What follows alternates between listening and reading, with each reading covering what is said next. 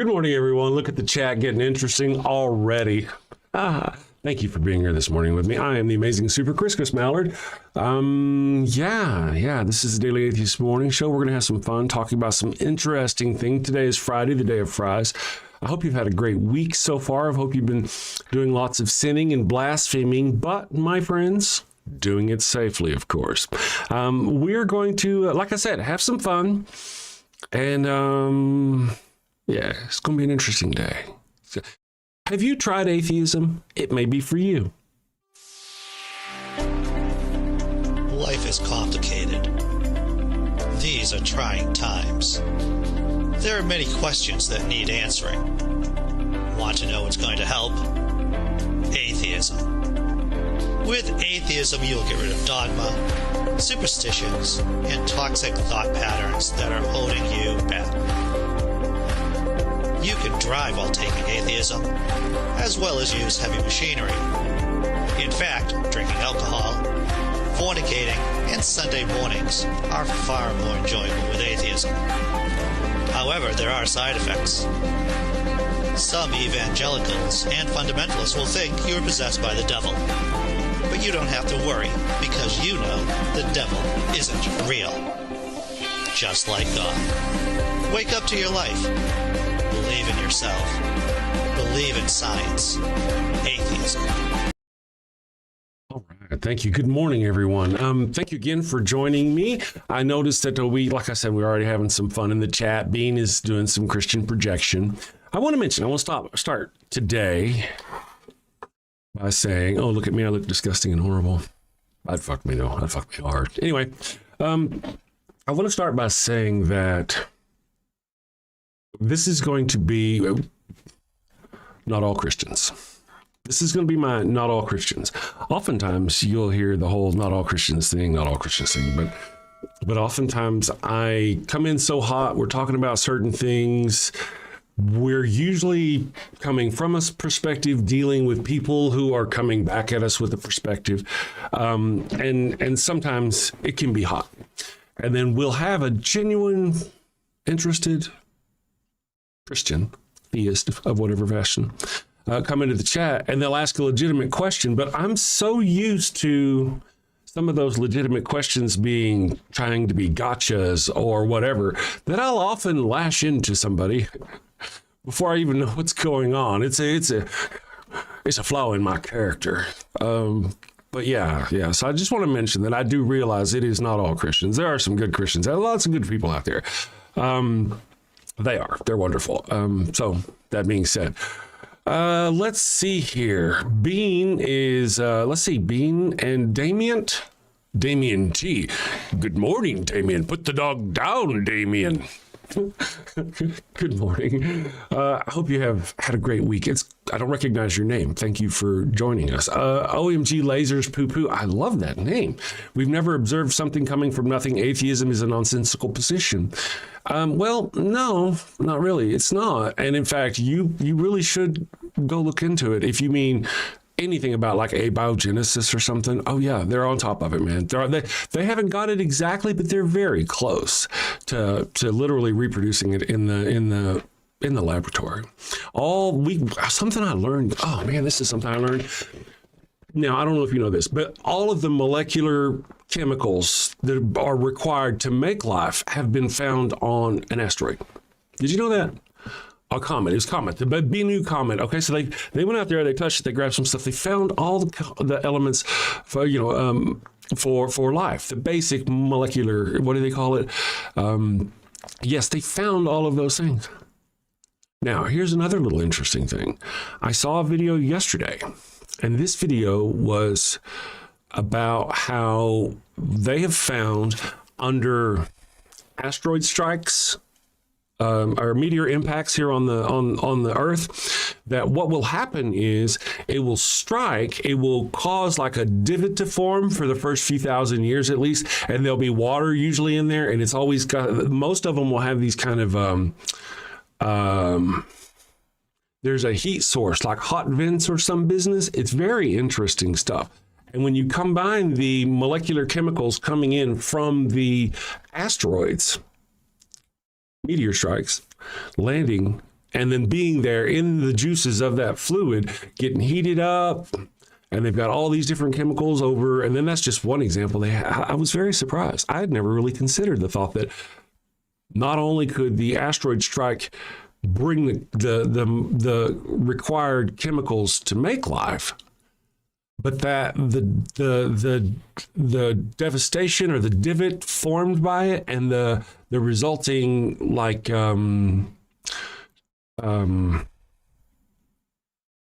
I want to say that the aftermath. It's not like a normal bottom of a lake. It's got some disruption. There's thermal vents or some business. I'm still learning about it, but I thought it was very fascinating that all of those things could have happened at the same time. It didn't necessarily have to be that a meteor strike brought the chemicals, struck it, and they kind of spread out all over the world, and then in some pond somewhere, just the right chemicals happened to come together, or some business and then lightning or something. I don't know, but all of these things, it's very fascinating. Now we've got a lot of science on that. They're really studying that stuff hard. They're getting close.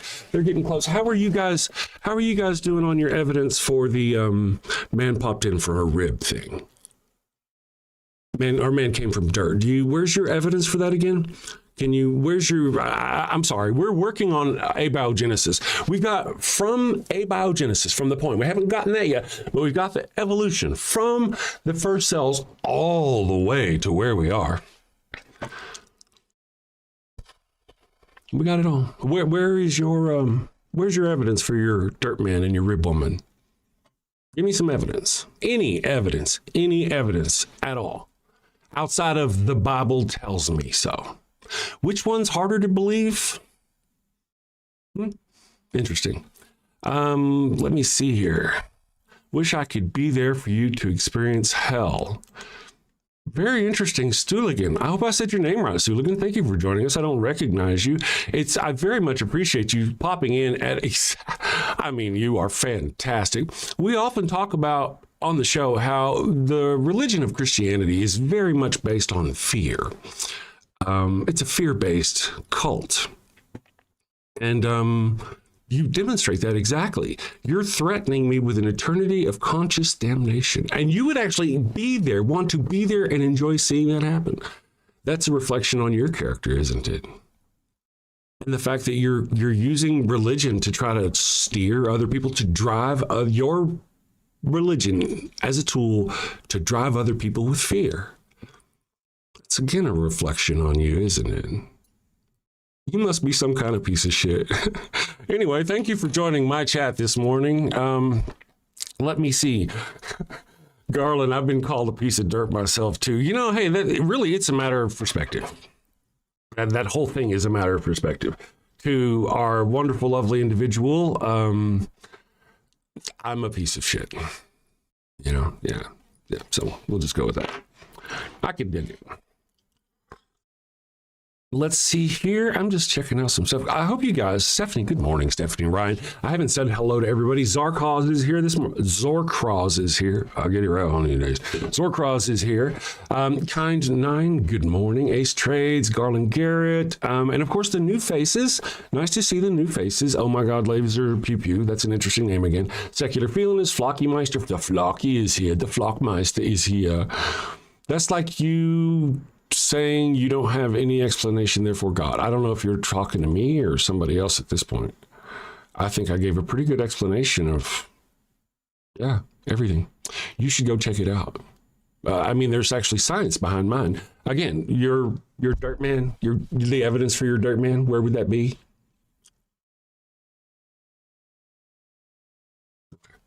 Silence. Dirt man. I want to, Crom, I get that so often, dude. I get it so often. And I am an actor. You can find me on IMDb as Chris Black. Someday, hopefully soon, because I'm getting old, they'll do a documentary on Donald Sutherland, and hopefully I'll get cast. It would be a natural thing. I appreciate you. Good morning. Thank you for joining us. Let's see here. I wanted to saw something here. Orange Sunrise. What a cool name. Yeah, that's cool. I'm from West Texas, so we often got to see these beautiful, beautiful orange sunrises. And yeah, I've since visited other places, and I always thought everybody got to experience them, but they don't. A lot of places you don't get to see it at all, and I didn't realize that until I traveled thusly the world, and now I get to enjoy them again. Get some basic education. God gave you reason and conscience, so use them, listen to them. It's the moral thing to do. Hey, CH, how are you doing? I'll tell you what, that's some damn good Christian projection right there. You know what? You have reason and conscience, so you should leave Christianity. You should use your reason. Don't leave, my friend. No, don't leave. No. You should use your reason, Leonidas. Use your reason. Think about things like, did Jesus really die for your sins?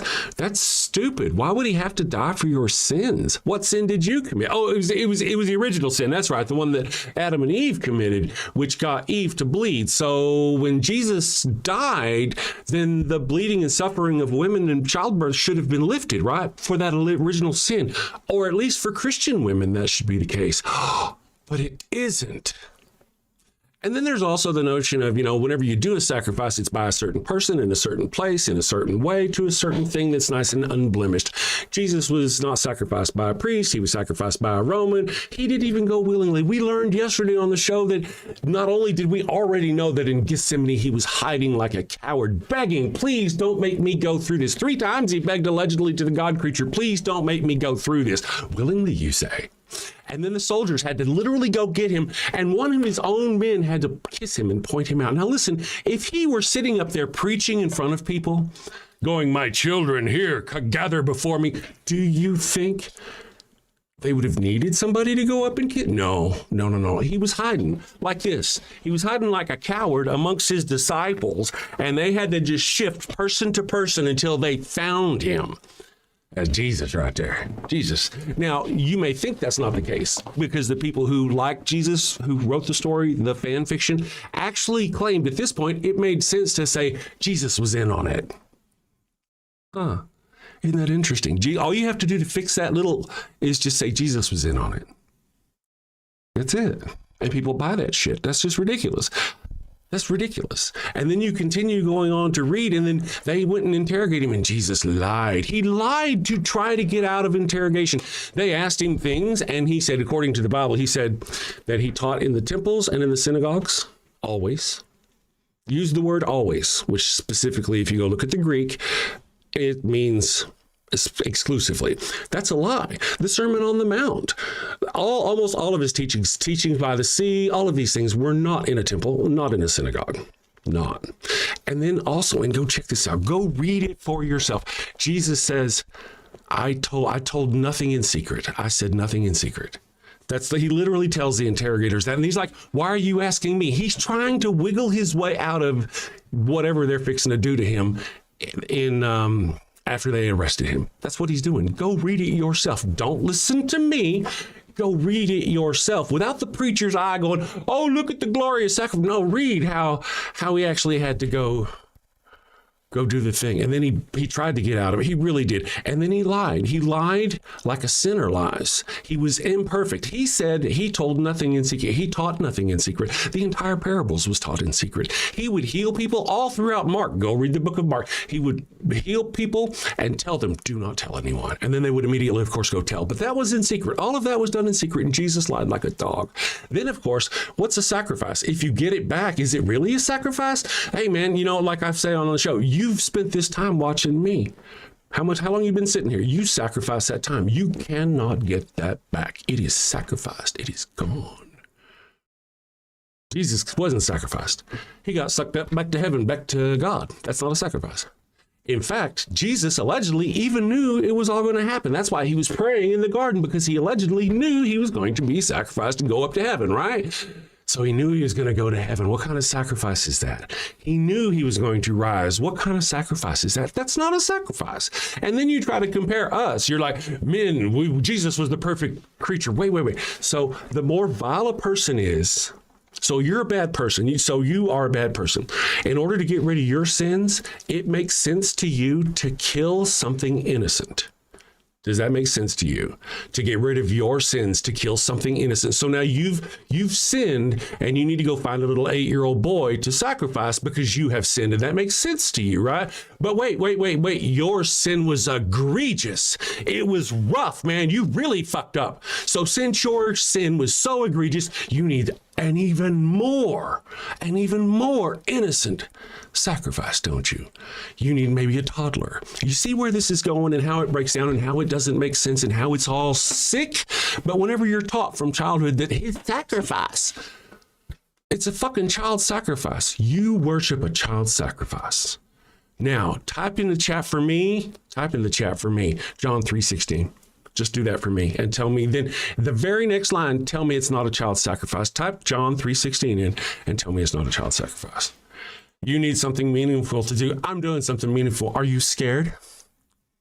Why are you here?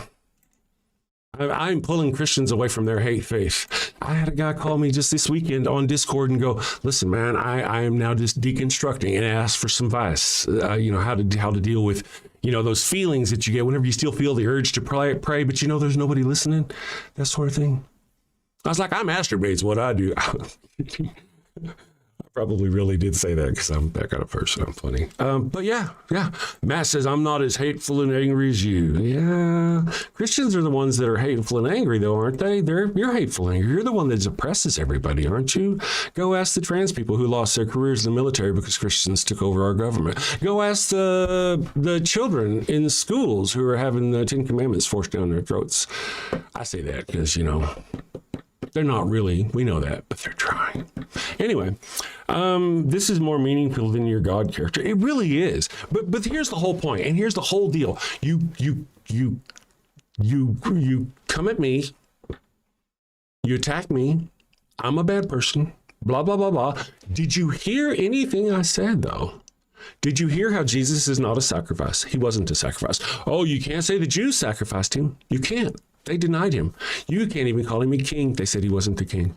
None of it was a sacrifice. None of it technically was a sacrifice. There was no priest. There was no blah, blah. You went to an ancient Jewish sacrificial sacrifice, they would not go out back and beat the fuck out of their goat and whip it and hurt it and all that and then drag that goat up there mercilessly and then cut its throat on the... No, they treat the goat nice. They love it. They take care of it. It's their best goat. That's not what happened to Jesus. Every aspect of it is contrary to what a sacrifice was. It wasn't a sacrifice. And you don't get the shit back. And then, of course, knowing beforehand that you're actually going to rise back up to heaven and sit in a heaven, that's not a sacrifice either. It's just none of it is a sacrifice. You still think it is. You're arguing at me, but you can put forth nothing that actually makes it a sacrifice. The Jews even said to Pilate, we don't have the power to execute him. I'm sorry, did they say we don't have the power to sacrifice somebody? No. They said we don't have the power to execute him. Execution is not the same as sacrifice, is it? Do Romans sacrifice things to the Jewish God? Think about that for a moment. So none of it was a sacrifice. None of it. There's no aspect of Jesus's character that was a sacrifice. Now, let's just ask another question. One more.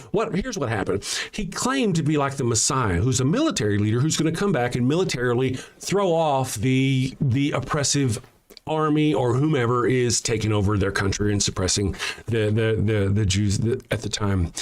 And instead of being able to do that and fulfill the prophecy of being a Messiah, which is what that term literally describes as somebody throughout history who has done that, instead of that actually happened, he fucked with the Romans and got killed.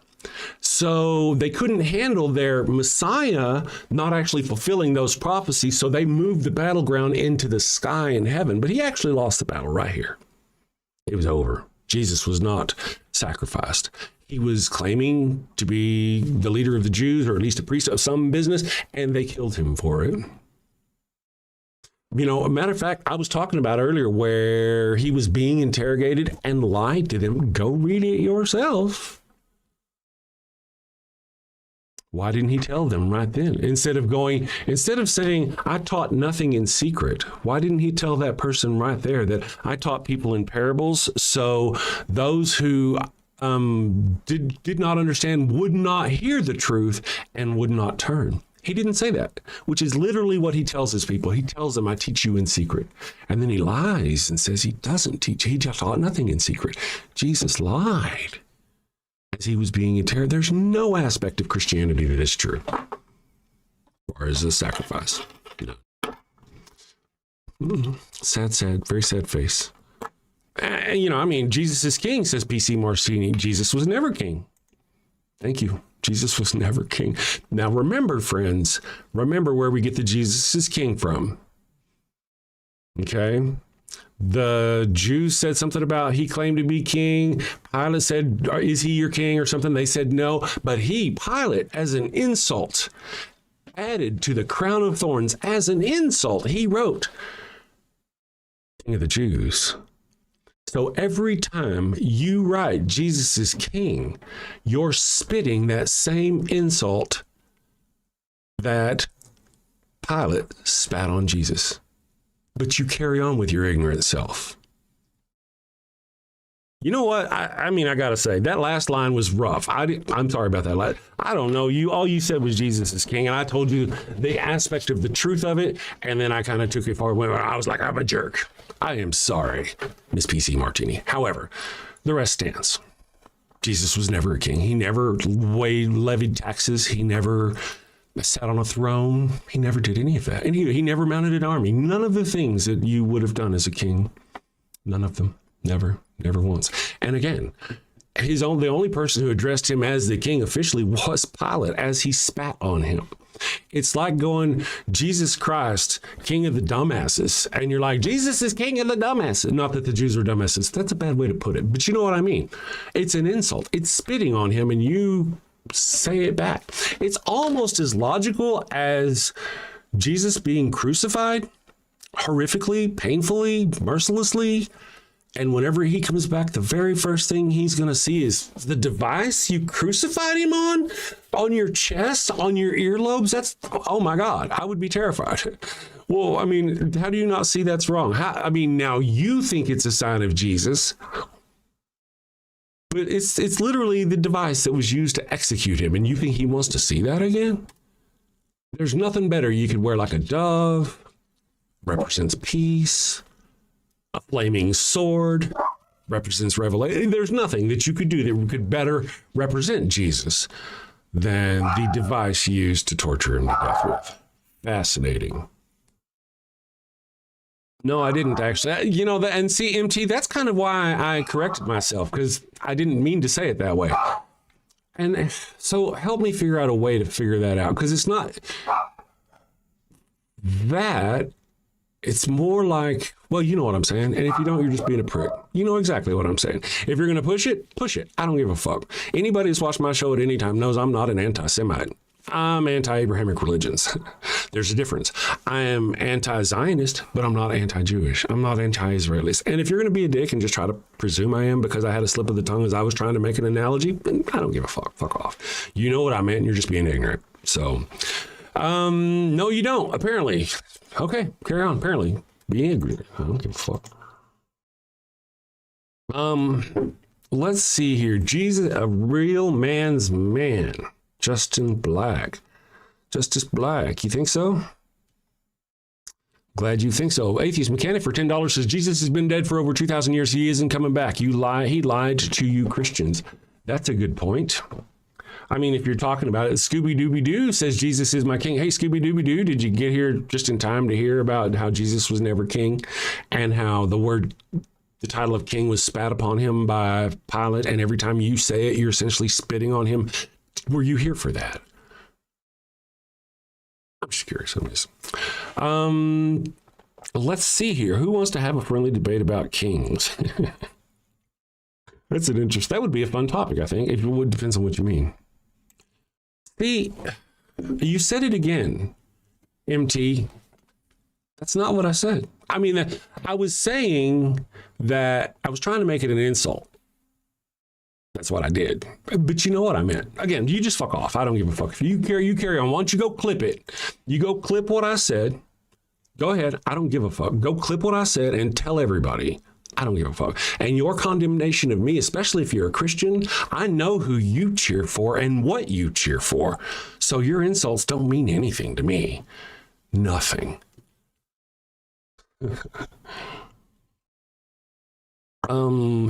Secular feeling. Whenever I said you were talking about somebody talking about kings, some kind of conversation about kings, I thought same thing too. What kind of king are we talking about? King Richard?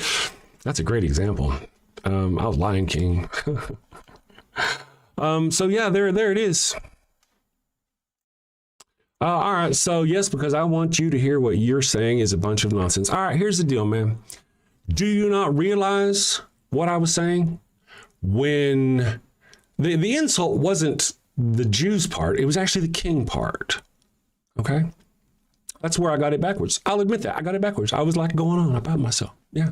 Yeah. It was a fucking insult, though. Do you not agree that whenever the Pilate called him the king of the Jews, let's just say instead of that, he should have called him the fool of the Jews. That's how I should have done it. So would you guys come in here going, yay, Jesus is my fool? Is that what you would do? You know that's what I meant. I don't give a fuck if you don't know that's what I meant. If you don't know what I meant at this point, you're just fucking ignorant. Your intelligence is so low, you need to have somebody explain it to you. Have a smart person explain it to you. I'm done with you. I mean, at this point, you're just intentionally. Let's see. I don't condemn you, says Raleigh Smith. I don't agree with you. Well, that's cool. Most time I don't agree with people either. So let's see here. Okay, insulting is low IQ, just ignorant. So wait, you say that insulting people is low IQ and then you insult me by calling me ignorant. Interesting. Let's see here. Elvis versus Richard Petty. I know. Jesus loves you, son. Jesus does not. Jesus is not. If Jesus loved me, he would not have built a pit of damnation or whatever you want to think about it for me. Jesus, you don't realize before Jesus, there was no eternal damnation per se. After Jesus brought the gnashing of teeth. There really wasn't such a thing before that. Is Jesus God? If Jesus is God, then Jesus is the same God who commanded his people to murder pregnant women in the Old Testament. Commanded them to kill everyone, man, woman, child, pregnant woman, everyone. That's your God creature. Oh, wait, that was Jesus. It's just so many different simple things. It just...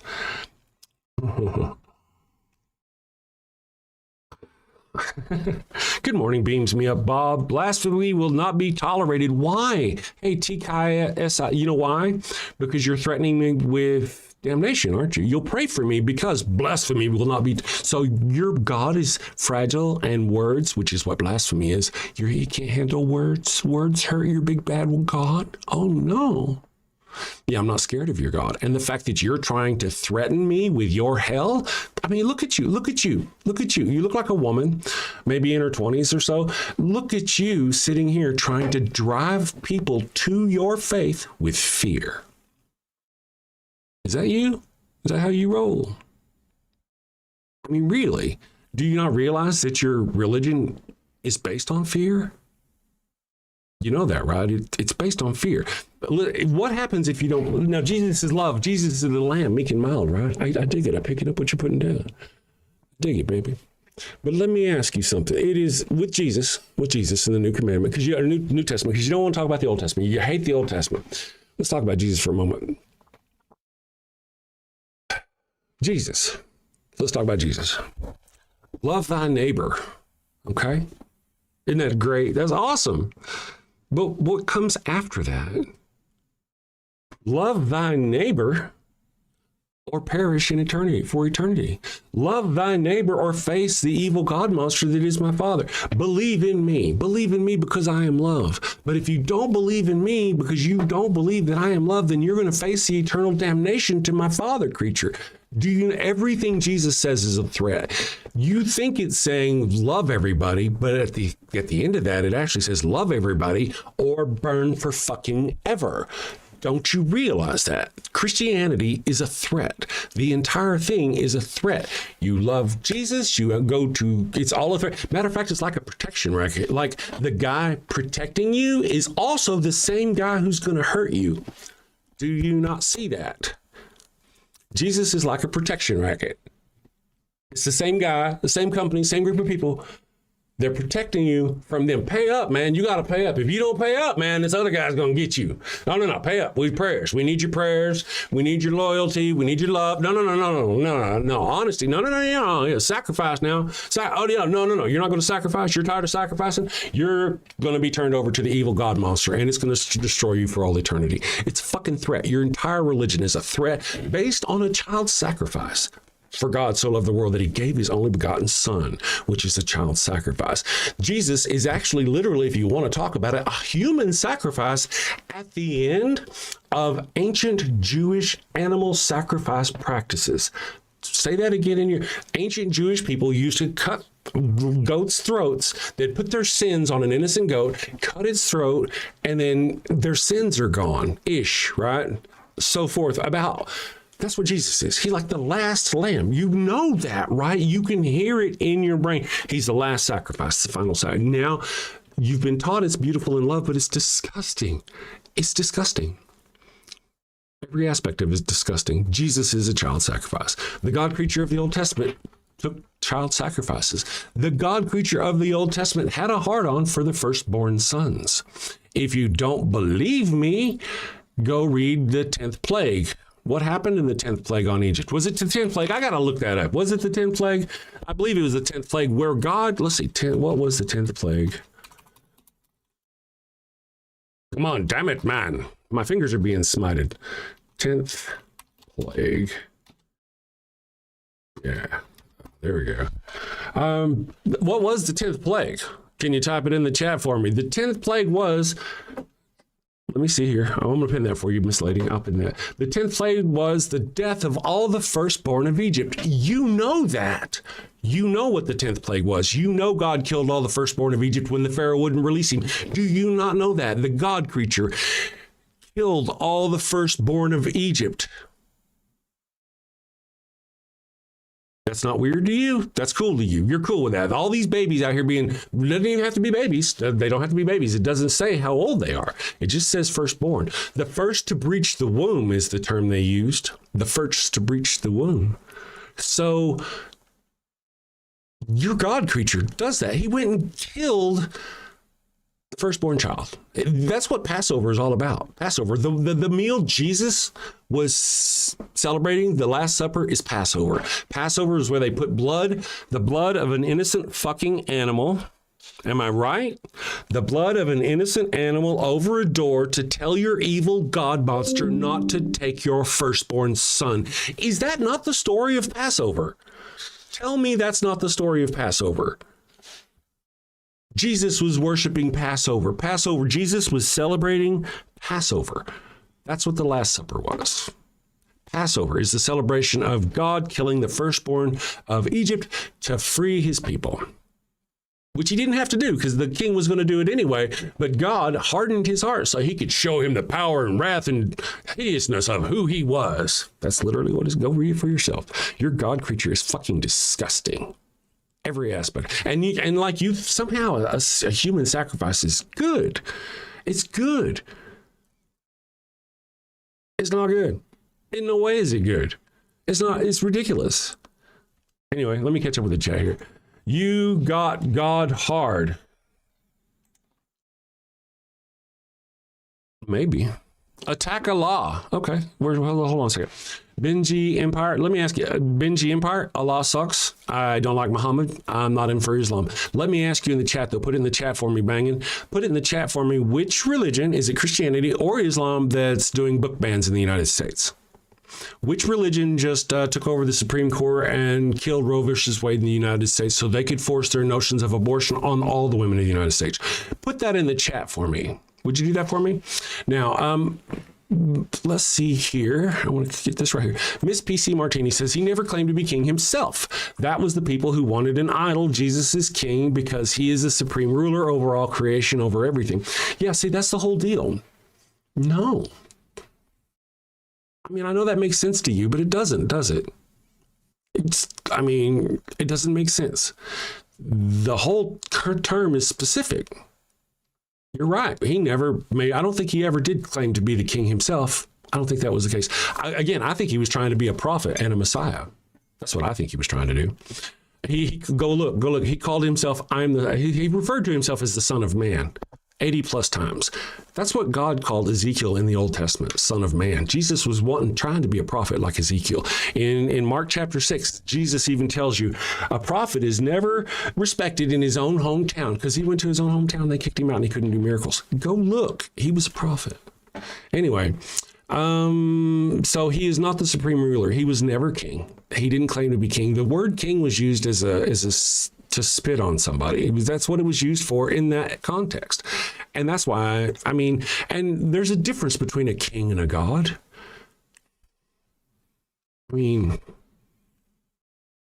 So Allah, did you, back to banging, did you put into the chat which religion is forcing all that bullshit on us? Or did I miss you out? I'm not able to keep up with the chat because it goes by pretty fast. Let me do here. So, Miss Non-Sequitur, good morning. If you guys aren't aware of it, we have a Discord channel, and it's a lot of fun. And you should, I say it's a lot of fun. I do a little bit of Discord. Go over there. Apostrophe Discord. Let me put a link for you. Here, apostrophe Discord. In L chat, go be a part of our Discord. On Wednesdays, they do stuff. They have a meeting. They have Miss Non-Sequitur will tell you what they do. They usually do it about the time I go to bed because I get up stupid early. Discord, there you go. But it's fun. Go join our Discord. And Kelly's often in there. So good morning, Kelly. Thank you for joining us. Let's see. Make up whatever words you want. Abortion kills human life. Prometheus, whatever, dude. I don't give a shit what you think. I don't care. I don't. I actually would agree with you. I agree with you. Yeah, up to a certain degree. Back to a certain degree. Back to a certain degree, technically it is. But not all the way back to conception. That's stupid, dude. Not all the way back to... There's a place in between where doctors should be able to determine, not religious nutbags, doctors, where it is actually, there are people, it's not up to me and not up to you. And for some religious people to go putting that on other people, what do you care about babies anyway? Would you like for me to give you scriptures where your God creature commands he has other armies take over and attack and kill his own people, his own Israelites, and rip open the wombs of their pregnant women? Would you like that scripture? Let me find that. These are hard to find. I had somebody giving me shit, but I see so many of these things. I've got a new system though. Let me see if it works. I put all the shit in there yesterday from all my notes. Where is it? Okay, here it is. Let me see if this is going to work. Search in here for Don't run away. No. Don't go away. I want to show you so many ways in which your God creature commands the slaughter of children, the rape of children, the slaughter of pregnant children, the slaughter of unborn children. You have no fucking idea. The only reason why you give a shit at all is because you want to control women. It's about keeping your foot on women. If it weren't about keeping foot on women, you religious people would be very pro birth control, but you're not.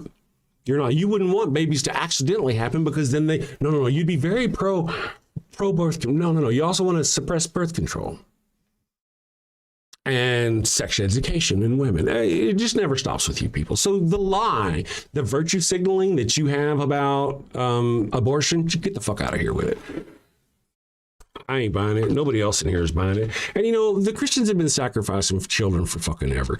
Again, the chapters in the Bible I've mentioned, the Old Testament, Exodus 13. Just go look at that one. That's first two lines. That's sacrificing your firstborn. Then Jesus himself is a child sacrifice. And then for 2,000 years, well, I don't know exactly for how long, but at least in modern times, the church has been sacrificing the children to protect the priests by the thousands. And oddly enough, your powerful God creature can't protect the children in its own house of worship. What's up with that? Let me just go here. See, I want to say that, why is it looking in deleted pages? I've got a new system that does not seem to work in finding stuff. There is a scriptures where, let's see if I can find it here. You could probably have already found it by now. It was in Amos, I think. Let's see. Ooh, that's not the search box. actually have a search. I'm trying to see. Pregnant. No, that's not it either. I'll find it. I don't want to have to do it in the thing, but I'll do it in the thing. I'll do it. Hold on a second. Bear with me. No, don't go away. Bear with me. I want you to know. You don't want to know where it's are. So where does God?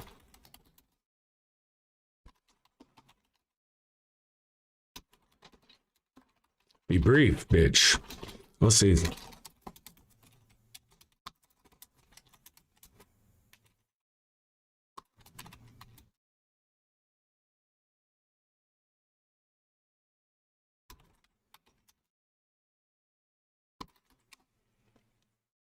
Un moment, s'il vous plaît. Don't leave. And while we wait, I actually can use my old notes. What the fuck? Well, I couldn't find it in my old notes either. Hosea 13 sometimes is listed as 14:1. Samaria shall bear her guilt because she has rebelled against her God. They shall fall by the sword. Their little ones shall be dashed in pieces and their pregnant women ripped open. That's not the only one. That's actually not the one I was thinking of. That's a different one. But there are others. Yeah, a related passage well worth knowing about is 2 Kings 15 and 16. Yeah, where an Israelite king rips open pregnant women at Tipshah. Anyway, we can find them. They're there. There are lots of examples of your God creature commanding people to murder children. And the best example I can get, and you can just go look for this themselves, would be Moses leading them to the promised land where they tell them to murder every man, woman, and child and girl child except those who've known a man. When they say slaughter everyone except for the women or the girls who have known a man, that means pregnant women too. If you've known a man and you're pregnant, you have known a man. Stop, dead. God is commanding the murder of pregnant women. Where's your morality, people? But this isn't the same God, right? Now, all of a sudden, you don't like the Old Testament. The Old Testament, which you use to verify Jesus, you think. Jesus is why we have the original sin, because of the Old Testament. Oh, wait, you don't like the Old Testament. Oh, Jesus fulfilled the prophecy in the, oh, wait, Old Testament. Look at that. You don't like that Old Testament, do you? But when the God creature in the Old Testament is commanding the slaughter and murder of babies and killing by the sword of pregnant women, you're like, oh, it's at conception. It's at conception. Is it at... Yeah, you got nothing to worry about. You should be adopting children. Is what you should be doing. You should go adopt children. ML Coin says the audacity of humans that think they know more than their creator. Shaking my head. Let me tell you, ML Coins, which creator, dude? Which one? Can you prove that yours is the right one? How many different versions of your creator are there? You just can't, I mean, goodness gracious, you cannot possibly jump through the hoops of every single fucking creator there is. And you have no way of telling which one is the right one. You just go by the feels in your head that Jesus is your savior because you was raised in a region that pretty much, had Jesus. If you were raised in the Middle East, you'd probably be Muslim, but no, Yeah, that's the whole deal. If you could prove your religion, it would matter. But it doesn't. You expect people to sacrifice everything on something that they're going to get after they die that you can't prove they're going to get. Gullible? Who? I got a super chatter. I got one now. I think if it turns out God was real, let me do this. If it turns out God was real and you had the opportunity to speak with him, what would you say and what would you ask? Okay. I would ask, why did you allow people to molest children in your own house of worship? Why did you give us a book 2,000 years ago that gives this is on something that is our very soul for all of eternity? Why did you put it in an obscure language 2,000 years ago that wasn't even really the language that we're speaking at the time? It was written down in Greek, but it was originally spoken in Aramaic. You gave us that so long ago. It's so confusing. It's so easy to open into interpretation, and people have been murdering each other by the millions for it for 2,000 years. You're not God. You're actually a fucking demon. You're a demon. That's what I would say to this God creature. You're not a God. You're a fucking demon. If you're real, you're just a fucking demon that crawled out of the pits of hell. Look at the very beginning of the Bible. Who lies? Who lies to the Adam and Eve in the beginning of the Bible? God does. God tells them you will surely die if you eat from this tree. The serpent comes along and says, you won't die if you eat from that tree. They ate from the tree. He said, God doesn't want you to have knowledge. That's the problem. And that was true, was it? God did not want them to have knowledge. So he lied to them and said they would eat from the tree, they would die.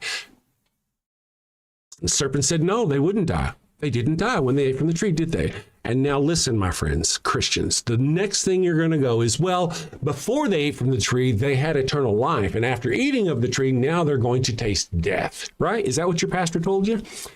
But listen, there was a second tree in that garden, and that second tree of garden was the tree of eternal life. And the very first thing God did was kick man and woman out so they would not be able to eat of the tree of eternal life. They already did not have eternal life. They already would have tasted death,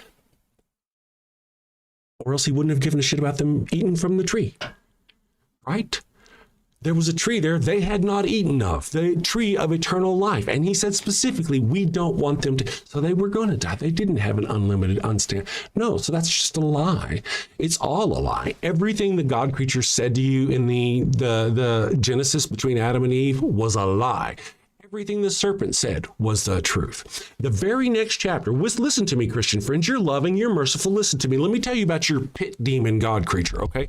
The very next chapter, second chapter, I'll get back to the very next chapter.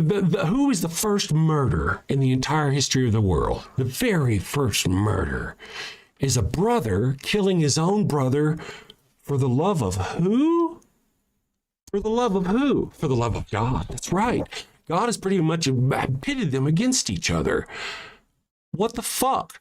And then, I mean, you have to think, it's disgusting, every aspect of it. And then again, whenever you think about the punishment that woman got, look, woman got punished with pain in childbirth and the love of her husband. Go read it. Genesis chapter 3.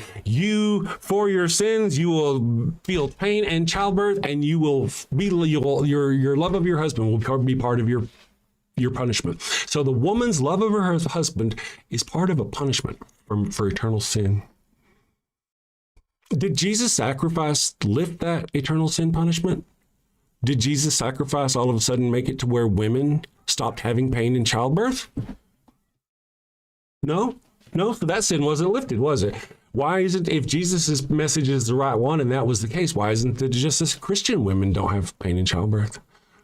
Because no sin was lifted. It wasn't. You see what I mean? See how ridiculous it is? And again, I really like the notion that the first murder in the Bible, I mean, it didn't even take that long, did it? It didn't even take that long. It was immediate, the very first murder. And when you go read the book, Cain gave the best he had. Abel gave the best he had. That's all. It's not like Cain was slacking. Nowhere does it say Cain was slacking. It doesn't. God just goes, you know what? Your shit ain't good enough. What? You're mad? You're mad? Listen, man, don't be looking down at the ground because I didn't like your shit. You know, if you do good, good will be with you. But if you do sin, then this devil is crouching at your door or some business like that, right? That's what he says to him. And he tried to give him the best. So what does the dude do? What does Cain do?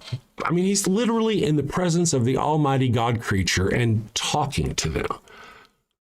Is there awe? Is there magic? Is there wonder? Is there love? Is there understanding? Is there wisdom? Is there compassion? Is there empathy? No, it's just kills the first brother, goes and kills his brother. And that's, really the first murder for God right there. And, in the Old Testament, God had certain things that were rewards. If you lived a long life, that was a reward. He's put a stamp on Cain so no one could kill him. Remember, that's a reward, long life. You have a male children. That's a reward from God. Cain had male children. You get to found cities and nations. Cain went on to found cities and nations. All the things that would be a reward from God. He murdered his brother. The woman who knew nothing. She was innocent. She didn't even know right from wrong. She was convinced by a creature that clearly shouldn't have been there.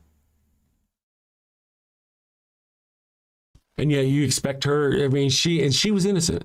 And yet her punishment is in eternity. Eternity, all of women have to suffer for her. But all of men, could Cain, actually, let me tell you this. Cain, remember I said he gave of his best? Well, actually, what was his best? He was the first vegetarian, I guess. He was a farmer. Am I right? Or am I right? Well, when God got mad at Adam and Eve, one of the punishments for Adam was that he was going to make the ground hard to work. Right? So Cain had a shit job. It was a shit job already. By God, it was a shit job. In fact, it was a hard job. Working the land was intentionally made harder by God. And then he brings his best and God smites him. And then as part of his punishment, does God force him to an eternity of working the hard ground? No. God, in fact, says you are banned from working the ground. You'll never work the ground again. All of these are rewards from your God creature. You see how this is not a God. This is a fucking pit demon. It's a demon. Everything it does is vile and vicious and disgusting. It's a fucking demon. I mean, later on, what, 6 chapters in, it goes, oh shit. This thing that I've created is disgusting from childhood. Every thought is wicked from childhood, so I'm going to drown them all. This is your God creator. This is a fucking demon. A demon. And oftentimes you'll find out that the things that it was mad at and that people were doing was simply not worshiping it. It's not that they weren't doing good for themselves or doing good for mankind or just being good people. No, it was pissed at them for simply not paying attention to it. And it murders them by the millions and the millions and the millions. Go read the story of Babel. Okay, go read it. You will read God. Here's how I'm going to tell you a story. God and his angels, they kind of look down on man and like, look at this shit. This is really, to read it, you would think it was a good thing. God goes, look at this. These men are working together. Doing this, it seems like there is nothing they can't do. And the very next line is, we've got to go fuck this up. We can't have that shit. And he goes down and destroys the temple. He literally says, man can do anything. They're doing great. They're building cities. It's working wonderfully. We can't have that shit. Let me pull that scripture up for you. Let's go here. Let's see. Story of Babel. Babel. In the Bible. Let's do this. Let's see, which one do I like? All right, so, oh man, okay, cool. Let me bring it over here so I can read it. Let's see. Now the whole world had one language and common speech. As people moved eastward, they found a plain in Shinar and settled there. They said to each other, come, let's make bricks and bake them thoroughly.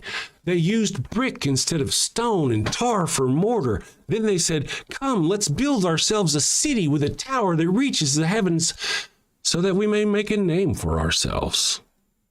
Otherwise, we may be scattered over the face of the earth. Not because they wanted to be God, not because they wanted to touch God, not because they wanted to see God, nothing. They just wanted to have a legacy, to make a name for themselves. Like the people of old who used to build the pyramids or any of that business. They just wanted a legacy. That's what it says. But the Lord came down to see the city and the tower the people were building. The Lord said, if as one people speaking the same language they have begun to do this, then there is nothing they plan to do will be impossible for them. Doesn't that sound wonderful? Doesn't that sound like something a loving God would want? Doesn't it? But no. Come, let us go down and confuse their language so they will not understand each other. So the Lord scattered them from there all over the earth, and they stopped building the city. That is why. Look what your God does. This is Genesis 11 we're talking about, okay? Throughout the entirety of this book, your God creature has taken the most horrific ways to do anything. Look at it. Go look at it. If you're like Jesus at the first covenant, you know what a covenant is, right? A covenant is agreement. It's an agreement. It's a contract between me and you. That does not change the nature of me. If I'm an axe murderer over here and me and you have an agreement that you're going to start going to Sunday school every day and because, and I'm not going to kill you if you go to Sunday, that doesn't make me not an axe murderer. You know what I mean? It's a covenant. It's an agreement. What happens when you break that agreement? You face the God monster. Look throughout the Old Testament. Thank you, by the way, for the super chat, Caleb. Look throughout the Old Testament. God does nothing without viciousness, vile, hideous, anger. Look, let's use the example. All right, my friends, listen. We're going to talk about... Now, remember, I'm going to start out this by saying, remember, everything Jesus says, because you can go, Jesus, love, Jesus is love. No. Everything Jesus says is followed by, or else you face the God monster. Love me, follow my ways, seek Christ, seek God through Christ, or face the God monster for eternity. Everything Jesus said was a threat. So... Here. Doesn't matter. What do you face? You face the God monster of the Old Testament. And the Old Testament, let's use this as an example. Let's start. I want to tell you a story. Now, this is Pastor Chris. We'll start with the Pharaoh. The Pharaoh had allegedly the people. This is in history, really. This is not true history. It's these people's own book. Their own book admits to these horrors. So the Pharaoh had control of apparently the God creature's people. The Pharaoh was going to let go of the people. He was going to. But the God creature hardened his heart. You know that. He hardened his heart so he wouldn't free his people. So God, go look at this. God could expose himself and show Egypt his true power. What was his true power? Showers of love and mercy and kindness and redemption? No, his power was the fucking 10 plagues, ending with the slaughter of the firstborn of every child, the first who breached the womb. That's what the God creature offered. We're talking about the Pharaoh story. Now, you're going to think that's some sort of good story. The Moses, yeah, he's a wonderful story, but no, it's disgusting. The God creature exposed himself, told you what it is, and then murdered children right there in that story, and you think it's holy. Okay, let's go on. Then Moses and his people leave. They get away, right? Exodus 13, that's where it starts. Go read the first 2 lines of Exodus 13. It says, sacrifice unto me your firstborn sons. It says it right there. Go find the apologist trying to apologize it away. There are several scriptures that back it up. He says right there, go sacrifice your children to me. This God creature demon has done this. First, it tells these things. It hardens Pharaoh's heart. It disposes itself. Then, as Pharaoh's about to get on the road, it tells him to sacrifice. Now, it doesn't say he does it. It just tells him to do it. Now, then we go on, and it says, you have to go from here to the promised land. I'm paraphrasing, right? And from here to there, you need to murder every man, woman, and child that stands between here and there. And what you need to do is take every young girl that has not known a man and keep her as a sex slave for yourself. That's what your God did. That's what it did. This is the story of them leaving Egypt. So then they slaughter their way all the way, essentially, into the desert, into the Holy Land or some business. I need to work out my timeline on this, you know, how it works out in the Bible. But whether I'm getting it backwards or one event in front of the other doesn't matter because they're both in there. And part of this whole thing, now listen, work with me here. So then the God creature puts him in the desert. How long does he put him in the desert? 40 years. That's long enough for all the people who left Egypt to die. They apparently, just after they left, pissed him off. They pissed him off. They didn't believe right or some business, and they pissed him off. So he made them wander in the desert for 40 years so they would all fucking die except 2. Only 2 made it out. Go look this up for yourself. Moses, the guy who led them through that, he was told to talk to a rock and the rock would provide or some business. But instead of talking to the rock, he struck it with a stick. Years later, after going through all of this and sacrificing all of this for the God creature, he was not allowed to enter the promised land because of that, because he struck the rock with a stick instead of asking it a question. This is your God creature. During that adventure through the desert to the promised land, they were fed manna. Remember, they followed a pillar of fire at night and a pillar of smoke during the day, and they had this pillar of fire and smoke, right? The God is not beautiful or love. It's hideous. It's hurtful. It's ugly. Anyway, and they were fed manna, and they got tired of the manna, so they complained about, man, this manna sucks. Did God send them better food? Did he use reason and compassion and love? Fuck no. He sent snakes to sting the ones who were complaining. That's what he did. Okay. Oh, there was a point in the same story where the group of people who were with Moses, they say, Moses, we don't think you should be in charge of the entire group of people. We're not really confident in what's going on. And God says to Moses, Moses, separate yourself from these people.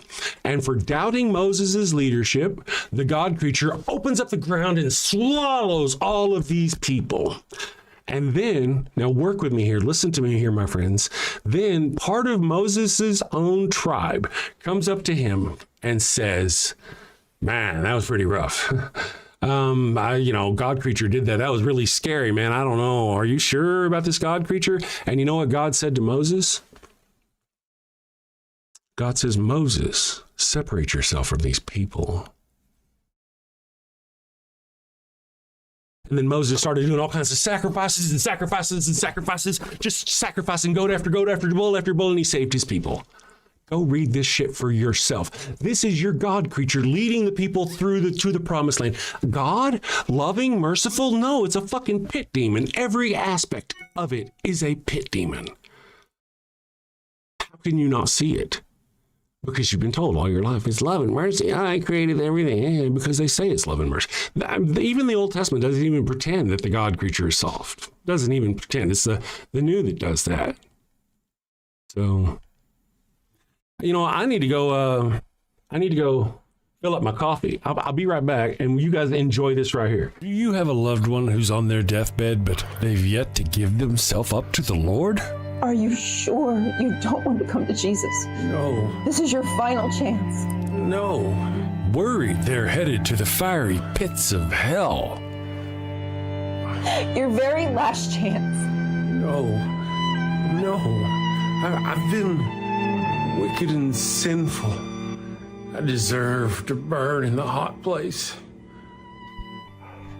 As you wish. Farewell, my heathen husband. Farewell, my... Well, fear not, my wayward child. Introducing Father Flanagan's line of post-mortem baptismal kits. No more worries about being miserable alone forever. Be a good Christian and share that eternal pain and suffering with the ones you love. I'm in hell. Not as hot as I thought it'd be. Kind of feels like Houston, minus the humidity. Hello. My favorite drink crafted to perfection. Ooh, and some dank ass weed. I can't bear to be down on my face chanting, holy, holy, holy is the Lord, every day, all day, for all eternity, by myself. Wow, is that George Carlin? And Alan Turing, look at that. Carl say, oh, I am so honored. You've been my hero since I was a kid. Neil deGrasse Tyson, what are you doing here? Oh, I get it. I get it. Schrodinger's heathen. Very cute, you. Very cute.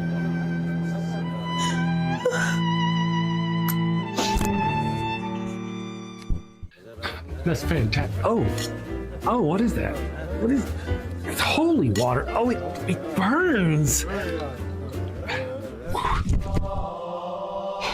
No, this isn't where I want to be. Pabst Blue Ribbon and a Marlboro? No! Father Flanagan's post-mortem baptismal kit. Dead kid tested, Mother Teresa approved. Is that the Pope and John Paul? Jim Jones and Jimmy Swaggart, huh? I can see that coming.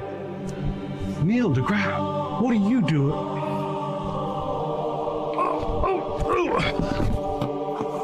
Holy, holy, holy is the Lord.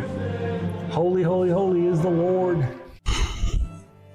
Thanks, Father Flanagan. Damn them to an eternity in heaven for only $59.99. They wouldn't appreciate it, but you'll feel better, and that's the point, isn't it? Get yours now. Your heathen loved one's time is running out. Holy, holy, holy is the Lord. This is some bullshit. Holy, holy, holy is the Lord. All right, we are back. I want to say hello to CT Glenn 1. Good morning, Glenn. Says mocking God, shaking my head. Yeah. Well, it's part of mocking God is exposing either the ridiculousness of it, so you'll go, oh man, that's fucking stupid, or the hideousness of it. So you might go, oh my God, this is disgusting. That's what I'm trying to show you. You see it as mocking. Was I wrong? Was I wrong? Go look at the scriptures I talked about. They mentioned in the chat, it's the story of Korah. Go look up the story of Korah. Go look up the story of Moses. Go look up Exodus 13 and see what you see, my friend. The very first 2 lines of Exodus 13 will tell you God is sitting there telling them to give their firstborn children. Go look. Don't listen to me. Everything I said was true. The God of the Bible is a hideous fucking pit demon. I have given you examples just from the first few books of Genesis. And you can't say I'm wrong on any one of those. Not with a straight face and not without lying. You just can't. And then we go on with Adam, Abraham, the first guy it's called the Abrahamic religion because of this dude. He sees your God creature for the first time with his own eye holes. Do you know what he sees in Genesis 15? Do you know what he sees? He sees a beautiful blinding light that just flows over him with war. No, he sees a fucking fire pot. It's a fire pot. He was commanded by his God creature to take some animals and cut them in half and put them in a circle. And then this God creature that you worship floated between them as a pot of burning flame. That's your fucking God. That's the first time it appears. You didn't know that? You don't worship a loving, fuzzy God, Jesus, all meek and mild and loving lamb. And no, it's a monster. It's a fucking pit demon. You don't know that. Now, let me tell you another fun story. I think it's Abraham. I think it's Abraham. Abraham makes a covenant with the Lord. So what Abraham does is he gets 50 bulls and he brings out 50 bulls and him and his worshipers are all sitting around and he's built 7 stone temples. And this is to your God creature. Remember this, and this pleases your God creature. So he brings out 7 bulls or 50 bulls and they cut all their throats and they catch the blood of these bulls in bowls, and they take half the blood and they sprinkle it on the altar of the Lord, and they take the other half and they sprinkle it on the worshipers of the Lord while they chant, holy, holy is the Lord. Is that not fucking disgusting?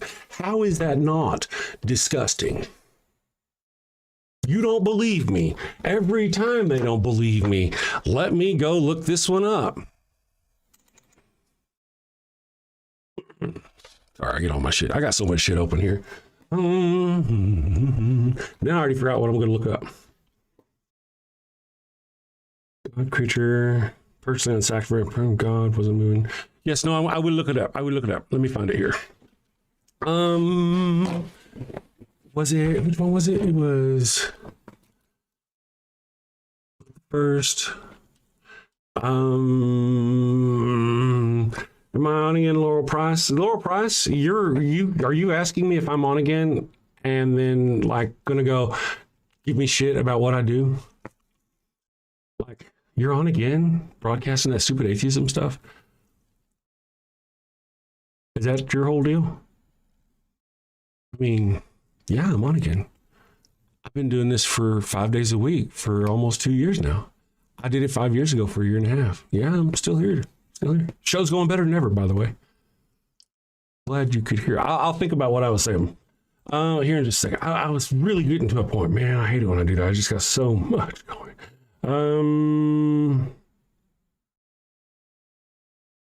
Oh, thank you. Well, all right. So here we go. We want to go with one of the things about the Lamb, with Jesus and the Lamb. Well, Jesus is the Lamb, isn't he? He's all loving and kind and meek and mild.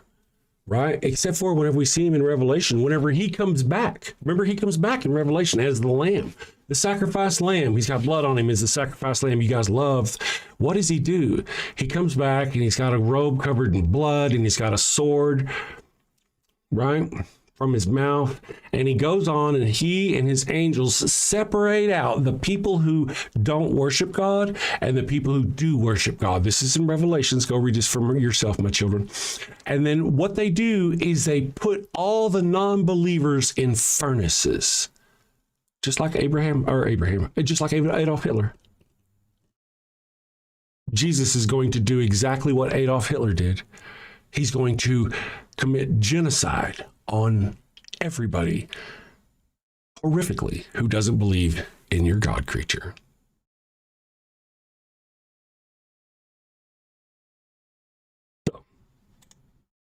Jesus is the ultimate sacrifice. Jesus is the Lamb. He comes back during love with his saints as the mighty warrior. That's right, isn't it? That's right, the mighty warrior. Who's he going to be killing, Laurel?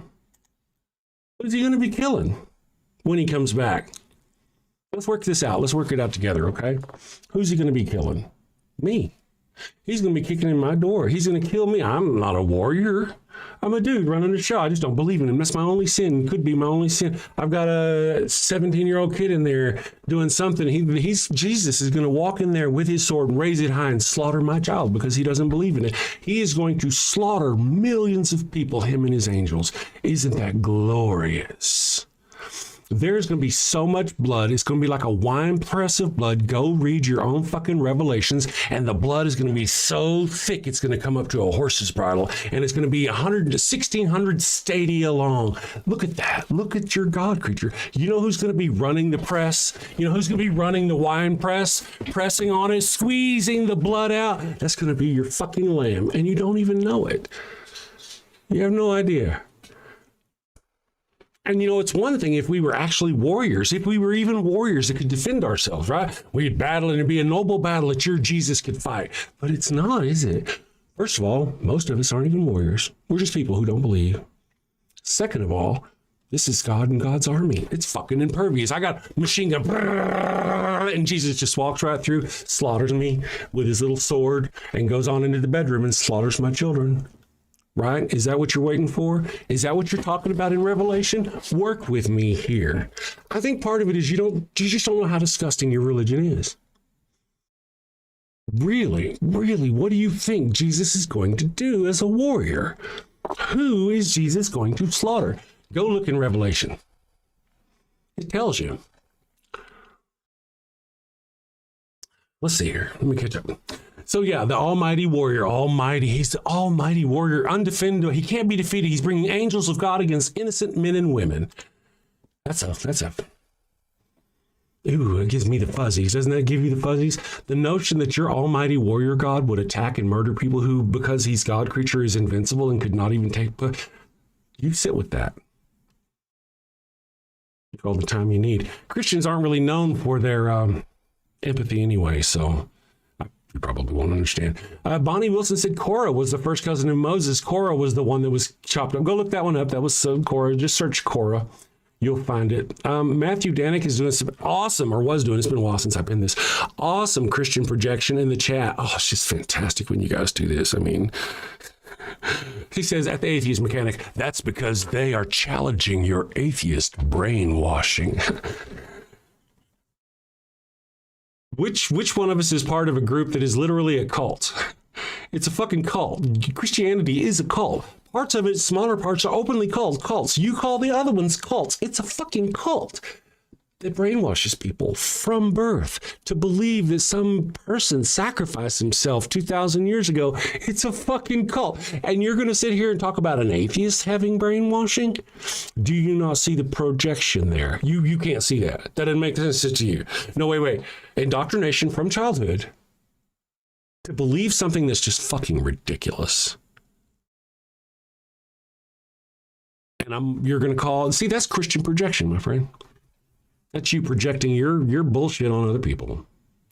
Congratulations. Thank you for being the fantastic demonstrative character that I thought you could be. I always knew you could do that. Matthew Danik says the New Testament God is more extreme and harder to follow, not by the law, but in your mind. Technically, you could say that because I believe Jesus brought thought crime. Yeah, before Jesus, I could be wrong. I don't think it's in the Old Testament. Before Jesus, you could think and not be persecuted by your God creature. With Jesus, if you think about something, you are wicked if it is wicked, just by thinking about it. Let me ask you, how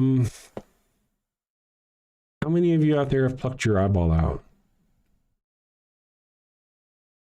Come on. We got to have a lot of one-eyed Christians out there, right? Come on. Surely you have lusted in your mind. You've looked at a beautiful woman or something and offended God with your eye. As Jesus said, why didn't you cut out your fucking eye?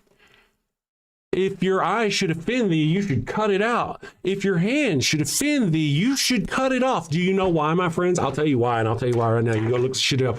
Because it is more important to be afraid of he who can punish you in this life and the afterlife than it is to be afraid of somebody who can only hurt you in this life. This is Jesus teaching. Oh, God monster. That's what I was talking about. How it's a God monster. How every fucking thing it does throughout the Old Testament is a demon. And again, here's a good example of Jesus right there. Right there. God monster. Every aspect of this thing. God monster. Pit demon, people. Pit demon.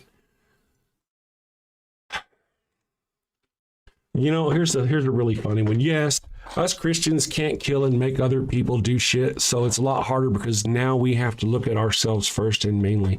I don't even know what the fuck you're talking about. Christians have been murdering people by the millions for 2,000 years. If you don't know that, you're just fucking ignorant. You're too, I mean, yeah, I don't tell you. Banging Empire. Yes, I addressed him. Islam. Banging. I did. Did you do what I asked you to do? I told you I didn't like Islam. Islam sucks. Muhammad sucks. I don't like the Quran, blah, blah, blah, blah, blah, blah. Did you do what I asked you to do? Did you put in my chat which religion, Christianity or Islam, is forcing the 10 Commandments in schools in the United States? Do that for me. Which religion in the United States is forcing book bans on children in schools, which are not their children. They're not Christian children. They're everybody's children. Who's doing that? Is it Christians or Muslims? Who took over the Supreme Court and started forcing their notions of abortion on American women in the United States? Christians. Who caused women to start having to die in parking lots because they couldn't get abortions despite the desperate need, because the doctor was on the phone with the lawyer trying to get permission because he was afraid he was going to lose his license because of the Christians. Who? Please put that in the chat. Was it Islam? Was it Muslims? Or was it Christians? So when the Muslims start forcing their shit on me and my family, then I'll worry about the Muslims. I'm not a fan. But right now, it's you assholes.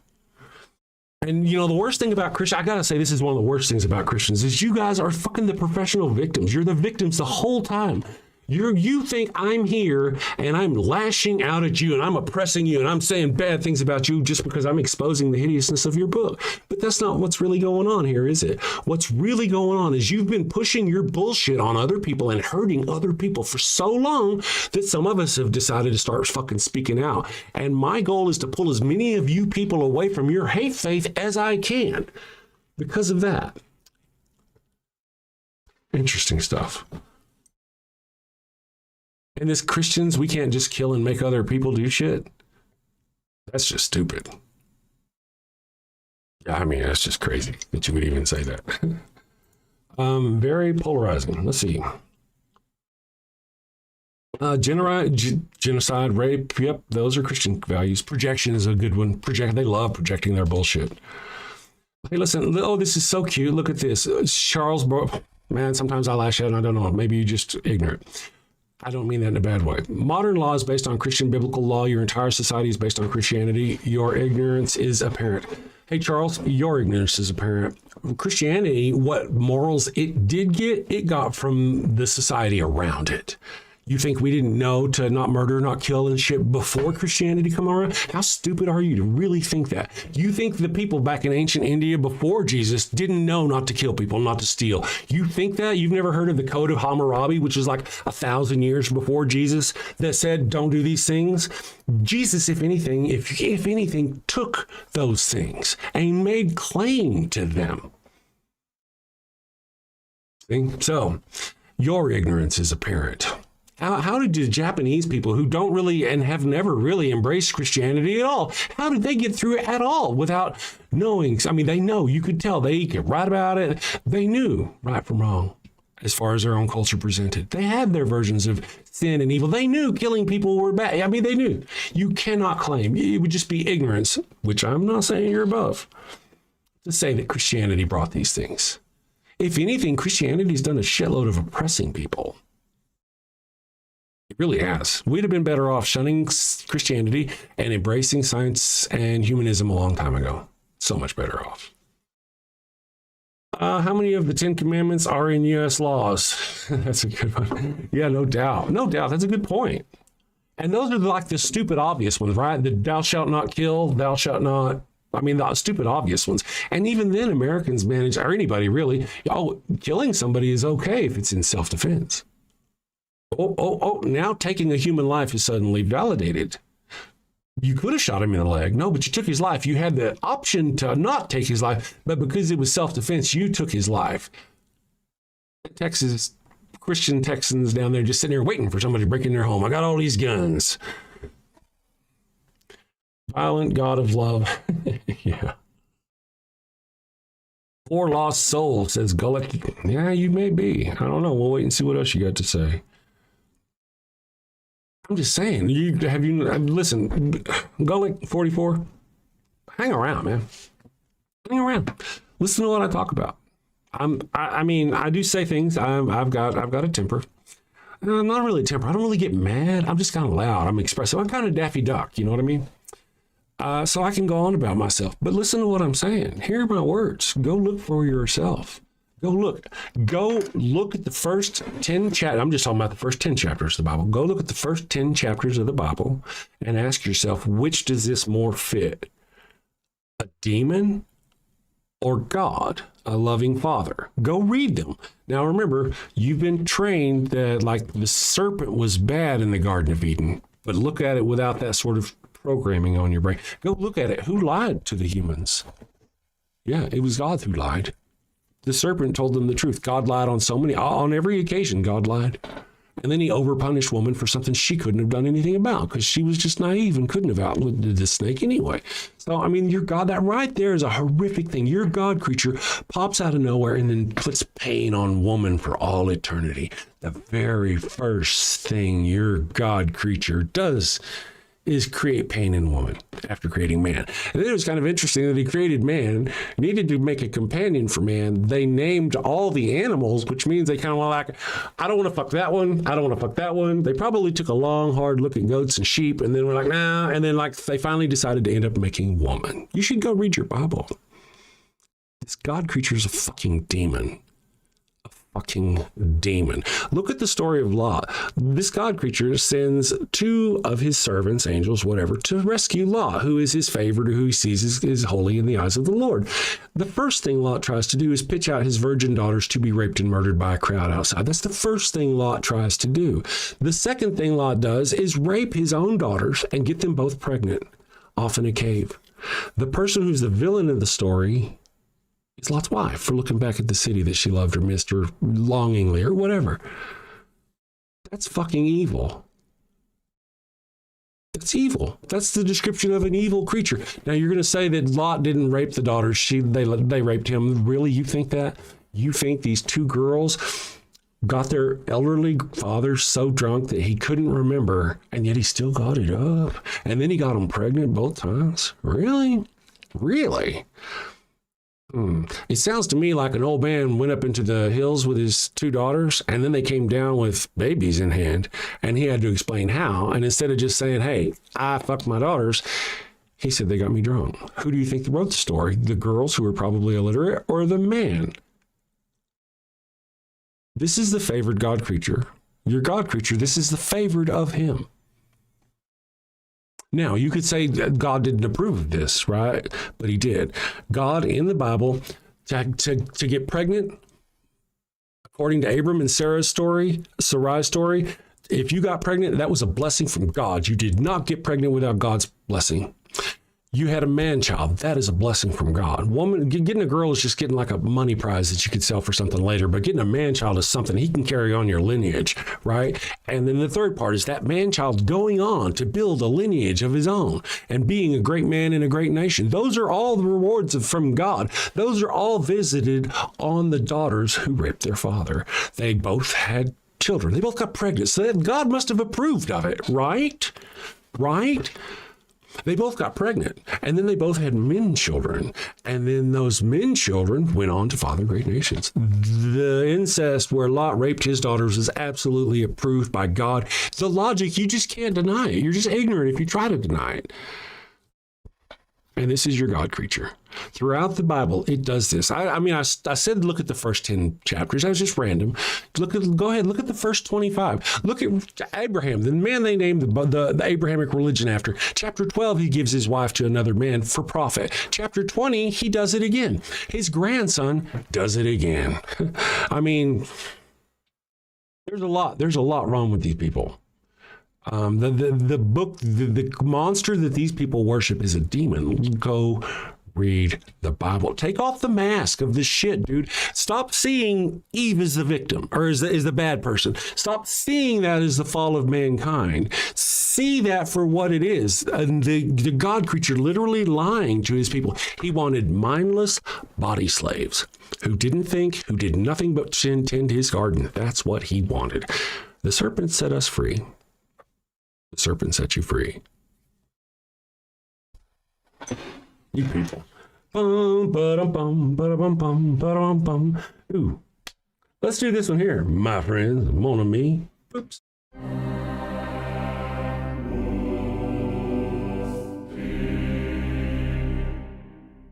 Flanagan!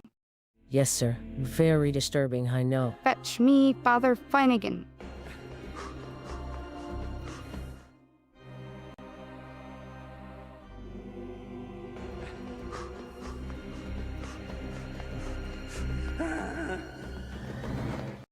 Your Highness. You are in the presence of His Holiness, the Pupius Maximus, guardian of the sacred fire hydrant, defender of the holy tennis ball, and eater of the golden kibble, Pup Oliver Poopsalop the Fifth. Your popedom. I heard you have a bone to pick with me. Condoms, Father Flanagan? No, thank you. I've got plenty. That's what I mean. Why are you selling condoms? Oh, you mean our Pharaoh Sombrero line of condoms. Understood. You know how we feel about those around here. Well, they're not to be used by the Catholics, of course. Not for Catholics? No, they're part of our Sinner Gonna Sin lack of faith outreach program. A sinner gonna what? It's like getting the tithe, but from the heretics and the heathens and the atheists. Oh, well, when you put it like that. But, Your Highness, this will reflect very poorly on the church. True. You know what this means, Flanagan? Warning label. A warning label on the box. Not for Catholics in big letters. Too subtle. Instant purgatory if used by Catholics. I like it. Divine branding. Excellent, your popedom. Would there be anything else? That will be all. You may leave.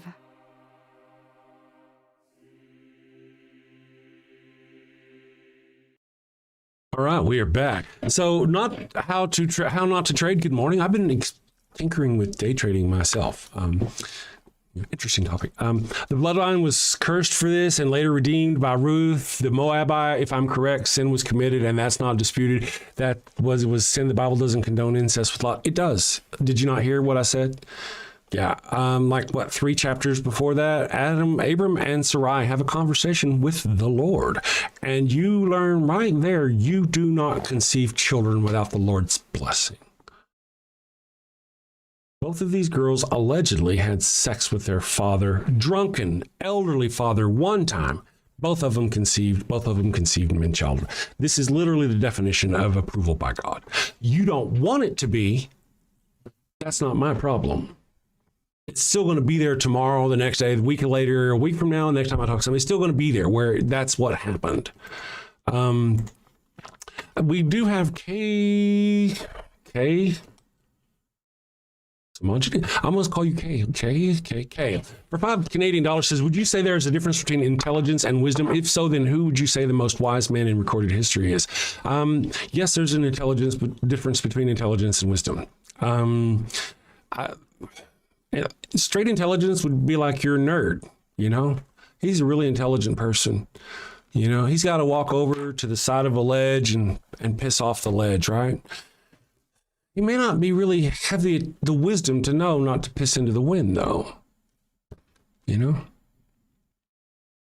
So there's a difference, I guess, between wisdom and intelligence, raw intelligence. I don't know. I don't know who would be the wisest man in history. I would say my dad. My dad was awesome. He was awesome. You know, my dad was a Christian right up to the end. Right up to the end, he died of lung cancer, which is spread to his brain. Now, it's one of those things, and it's one of those things where in his last few moments, he actually thought he was seeing angels and stuff like that. I mean, he was dying of brain cancer. I mean, it was lung cancer that had moved to his brain. Yeah. Yep. Sure enough. You know, I realized there was a part of me at the time that wanted to think that that meant something, but it's one of those things. It's cultural. That's how he was raised all his life. He believed that. That's exactly what his brain in his last moments is going to go to. If he was of a different culture, he would have gone to a different thing. You know, like Indians, for example, they might in their last moment see one of their gods other than Jesus, right? I mean, it's just kind of what their brain goes to at the last moment. If Jesus and God were the right way, you would actually think that all people who had near-death experiences all over the world would have ones that kind of led to your Jesus God thought. But anyway, so about the wisest man, I don't know really. That's a tough call. That's a good question. However, I will say that raw intelligence or wisdom, even if you combine them, does not mean that if that person said there was a God, it's true. Isaac Newton was absolutely brilliant. Isaac Newton started physics. The dude could calculate planets back in like 1700 and some bullshit. I mean, that guy was smart. He was smart. I believe he wrote, was it the Principia of Physics or something? The dude was smart. He also applied his brain to the Bible too. Did you know that? He did. He applied himself to the Bible. But he never found any magic codes or magic mysteries. You don't really know any words of any books that he wrote. There's nothing famous about him and his exploration of Christianity, other than the fact that he was a really brilliant man and he was a Christian and he was really into the Bible. But he tried to prove things and he just never could. Einstein said something about some sort of God, but his was more generalistic, and Christians often try to take that out of perspective. Flanker for $10. Thank you, Flanker. Earlier said, I don't think Christians in chat realize that we know more about their book than they do. And it's when we are out. And and that's why we are out. Atheists need to know about science, philosophy, history, and they just say book. And that's true. A lot of them come in here, you'll hear them project, and they'll say, I don't understand. I'm the one who wants to close my eyes. And what did the one say? I can't break through my atheist, brainwashing? Yeah, they're literally the ones that are brainwashed. Remember, programs, literally description from childhood. What's the word? Indoctrination. That's what you do to your children. You literally indoctrinate your children from childhood to believe ridiculous things. And then you come in here and you say that the people who believe in reality are the ones that are brainwashed. That's Christian projection. 101. Right up, straight up. Christian projection. Let's see. Gile is here. Good morning, Gile. Faye is here, pissing in the wind, wisdom. Some interesting names, some new people I don't know. Good morning, Flanker, by the way. Thank you for joining us. Born into it from childhood, into a cult, and never shown good information. You know, a lot of people really were, I think. It depends on... Some of them were born into the cult. Some of them were indoctrinated later. But they think we're the ones that are indoctrinated. We are the weak-minded. Remember, we're the fools. And see, that's the whole thing. If I were to try to convince you of something that's just stupid and ridiculous, I got my arm around you. I'm like, hey man, look at this, man. Look at this. This is a red lighter. You like this red lighter? This is a fantastic. You don't think it's a red lighter? You got to have faith, man. You got to have faith. It's a red lighter. It will be a red lighter after you die, my friend. When you die, if you have faith, this will be a red lighter. Okay? Are you seeing what's going on here? Yes. Why are you wasting your time with this? It is foolish. That's right. That's kind of the whole deal. That's exactly what the person who's going to say. I'm telling you to believe this is a red lighter and it's ridiculous. You don't believe me, so now I tell you it's going to come after you die. You still don't believe me. Then I threaten you with hell. Oh, you're going to go to hell if you don't believe. All right, now you believe. But then there's people out here going, dude, that's fucking stupid. That is stupid. Oh, man, don't listen to them. Only fools would not believe. It makes sense, doesn't it? Literally, that right there, me being a con man, if you'll allow the expression, trying to convince you of something that's ridiculous, and then somebody outside of it says, hey man, that's ridiculous. And I'm going to go, no, they are fools because they don't see. Does that make more sense than supernatural God creature sending his son down and performing miracles and all that business? You're going to get this. It's going to be a red letter after you die. I can see the crosses in the chat. So what happens when you die? Asks Robert Plank. What happened before you were here, Robert? Exactly what you felt before you were here. Before you were born, exactly the same thing. That's my answer. What happens after I die in your world? In your worldview, you're merciful, loving God creature, since I don't believe, he's going to torment me forever. You remember earlier where I was trying to point out that your God was more like a demon? If you've been listening to me this whole show, go look at the scriptures I point out. You know what I'm saying is true. For example, the Pharaoh. Go look. You know God hardened the Pharaoh's heart. Why did he harden Pharaoh's heart? So the Pharaoh would not release his people so God could rain down the 10 plagues on Egypt. The last one being God killing the firstborn children of Egypt. Does that sound like a loving, understanding, peaceful God to you? Or does that sound like a hideous fucking pit demon? So am I lying to you? I mean, right? Next up in the bark bank, a clergyman with a holy hustle and maybe a few unholy loopholes. Hi, Barks. Blessings and belly rubs to you all. I'm Father Flanagan, and today I'm here seeking $50,000 for 3% of my soul-saving startup, Holy Halos, the world's first, soon-to-be, church-approved condoms. Following the ways of the Lord can be hard and often require sacrifices of the flesh. Well, fear not, my wayward child. Introducing Father Flanagan's line of Holy Halo condoms. Hold on, Father. The church very much doesn't like condoms. How do you expect to sell these? Well, you're right, but these aren't just any condoms. No, my furry financiers, these are permeable. But every single halo has been dipped in holy water, a divine divider between you and sin. You can finally frolic freely and still keep that sweet spot in heaven. Permeable, but dipped in holy water to keep the sin out, but let the babies in. Let you get your stick wet without getting your stick stuck. If you know what I mean. Oh my! Very embarrassing every time. So basically they don't work as condoms, but they let you get away with having sex without going to hell? Exactly. The church gets to keep making babies, but you don't have to keep going to confession. Think of it. No more guilt. No more awkward I'm saving myself for marriage speeches. With Holy Halos, you can take those pray hands and turn them into lay hands. Didn't I read that holy water is full of bacteria like E. coli? Won't this be harmful to women's health? The words are English, but I don't understand the question. How are you addressing the issue holy water presents for women's health? Again, I'm not understanding. She does that. Well, we don't get it either. Is that mesh from a window screen? Ah, that's a keen eye you have there, young lass. Yes. Another fine selling point, rough on the outside to increase her shame, as it should be, but soft and smooth on the inside, internally lubed and ribbed for his pleasure. We even have custom scents. Scents? Now you have my attention. What flavors we talking? Don't pitch me that vanilla missionary nonsense, Padre. Well, we do have virgin vanilla, but we also have miracle mint and a cooing camel, and my personal favorite, sweat of the Savior. And the Vatican, they've blessed this endeavor? Well, not exactly. I'm still waiting on the papal decree one way or the other.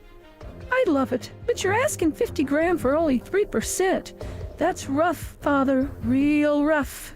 Not running with the big dogs on this one. I'm gonna stay on the porch. Me too. Good luck, Father. 15%. Ouch, 15%, that's highway robbery even for the church. Come on, Father, we're dogs. We know a bone when we see one. 10%, and we'll even bless your branding. Look, meet me in the middle, 7%, and I'll baptize all your puppies. 7% works for me. Father Flanagan, it looks like Wait a second. Our producers say we have a special call-in bidder. Let's get him up on the screen. Folks, we have the guardian of the sacred fire hydrant himself. Oh no. Defender of the holy tennis ball and eater of the golden kibble, Pup Oliver Poops a Lot the Fifth.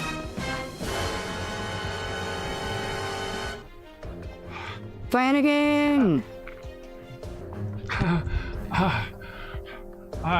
Yes, your poetry. 50,000 at 20%. 20%? And you get to keep calling yourself a father. Sold to the pup in the very fine hat. I knew you'd see it my way. You're very wise, your hiney. Would there be anything else? You may leave. Father Flanagan's line of holy halos, ultra thin, spiritually thick. Available in 3 sizes: conservative, medium, and liberal.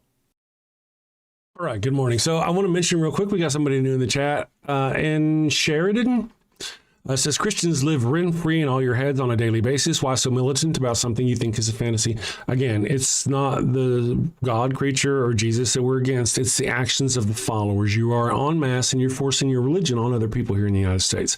Book bans, 10 commandments in schools, the abortion issues. I could go on. So that's why.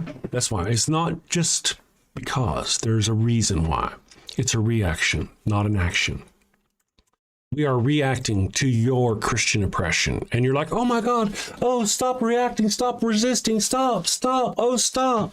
Mean atheists calling me out for my bullshit. Not you personally, but you know what I mean.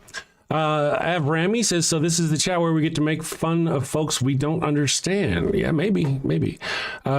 Flanker says, because you're forcing. Yeah, that's true. See, thank you for that. Thank you. Sheridan says, you know nothing about. Right.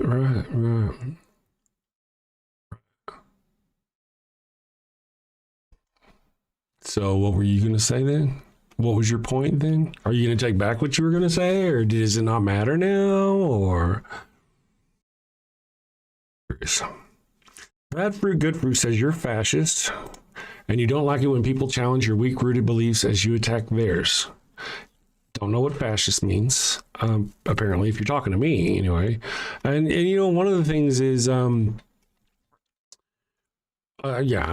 we're attacking your beliefs. I'm attacking your beliefs, absolutely. I'm exposing them, really. When you look over here to what I've been showing you, am I attacking your beliefs? Really? Then maybe what you believe is stupid. Oh, I'm sorry. I should respect your religious beliefs. No, I shouldn't. It's stupid. It's not just that it's stupid. If that were it, I wouldn't have a problem with it. It's stupid and you hurt people with it. The example I like to use is Mother Teresa and John Paul telling Africans not to use condoms during the AIDS epidemic because it was sinful. You know what I mean? You hurt people. Right now, there are trans people, as I've mentioned, who have lost their careers in the military because of you, because of Christians don't like trans people. So they lost their careers. Yeah, you just walk around looking for someone to oppress. And whenever we complain, whenever we start pointing out your nonsense and bullshit, then we're the ones who are ugly atheists. Isn't that weird? I want to mention, we have had a lot of super chats, and I've kind of been going on about myself. I've missed them. I will read them here in a bit. I appreciate all of you. Thank you very much. As you know, all the super chats go towards me sinning and blaspheming cocaine and hookers and that sort of thing.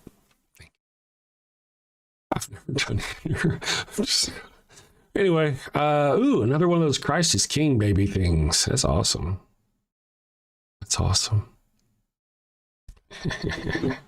I think that's kind of cute.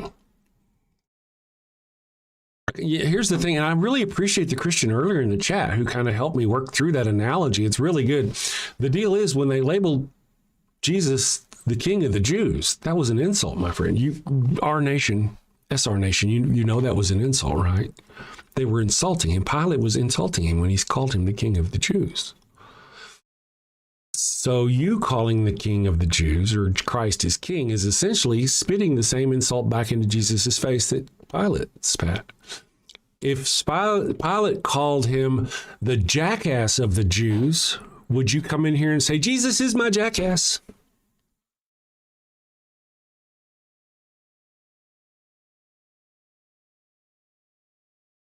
I wonder how Jesus would like that. Imagine you being beat down and hurt like that, and the last thing you get is somebody spitting some kind of hateful title at you, and then the people who worship you forever go around going, hateful title, spitting hateful title, spitting hateful title. You don't even realize it, do you? You don't even realize it. Christ is king, all right? You go on with yourself. You got your cross on so he knows that you're a Christian. The thing that they tortured him to death with, the first thing he's going to want to see when he comes back, right? The device he was tortured to death with, that's what he's going to want to see, right? You people. Oh my goodness, you're so funny. Let's see here. Change your mind. So if your goal, is there somebody preaching in the chat, or are you getting scared? That's cool. Kalis, you know what you ought to do? You guys ought to just rewatch the video. Scroll back. Watch about how ugly your God creature is. Go back, go watch. Go back. You know, it's really difficult. It's hard. You can't understand that Jesus Christ was a child sacrifice. He was the first he was the breach of the first breach of the womb. He was a child sacrifice. Jesus Christ was literally the child sacrifice, firstborn. He was a child sacrifice. You worship a God that committed a child sacrifice for you. How is that good? How is that good? If your boss went into your neighbor's house and killed one of their children for you because you'd been stealing from the company, is that good? How does that make sense to you? I'm thinking you might not have thought this through. They tell you from childhood through your programming and your indoctrination that this is holy and that this is good, but when it's really disgusting, you wouldn't allow it, you wouldn't accept it. If your son came in from the room and said he had done something bad, would you explain to him why he had done something bad? Or would you tell him to go get the puppy and cut the puppy's throat and spread the puppy's blood on his body, and when he had done that, then he would be absolved of the sin that he had committed? Which would you do? That's what Jesus is. There was no need for it. And one of the things, here's something else, my friend. Listen to this, my friend. The whole notion of sacrificing the innocent is horrifically disgusting. The more pure you try to make Christ, the worse it gets. And here's the analogy I like to use. You are a bad person. You, my friend, have sinned. And in order to get the sin off of your heart, you lie awake at night crying because you've done something wrong. It bothers you. You got to get the sin off your heart. So what you do is you go in the bedroom and you get your 8-year-old kid. And then you bring your 8-year-old kid out and you bring your knife out and you're like, oh, wait a second. Wait. Remember, Jesus was pure. He was holy. He was the holiest, the purest, the most innocent. So this 8-year-old man, he's like seeing, Victoria's Secret commercials. He's not pure and innocent. We got to go get the 3-year-old. Let's go get the 3-year-old. Let's go into, all right, now we've got something really pure. You have done something bad. And in order to make you feel better, we need to slaughter this 3-year-old. Because it's pure. That's why, because it's pure and innocent. Because it's innocent and pure.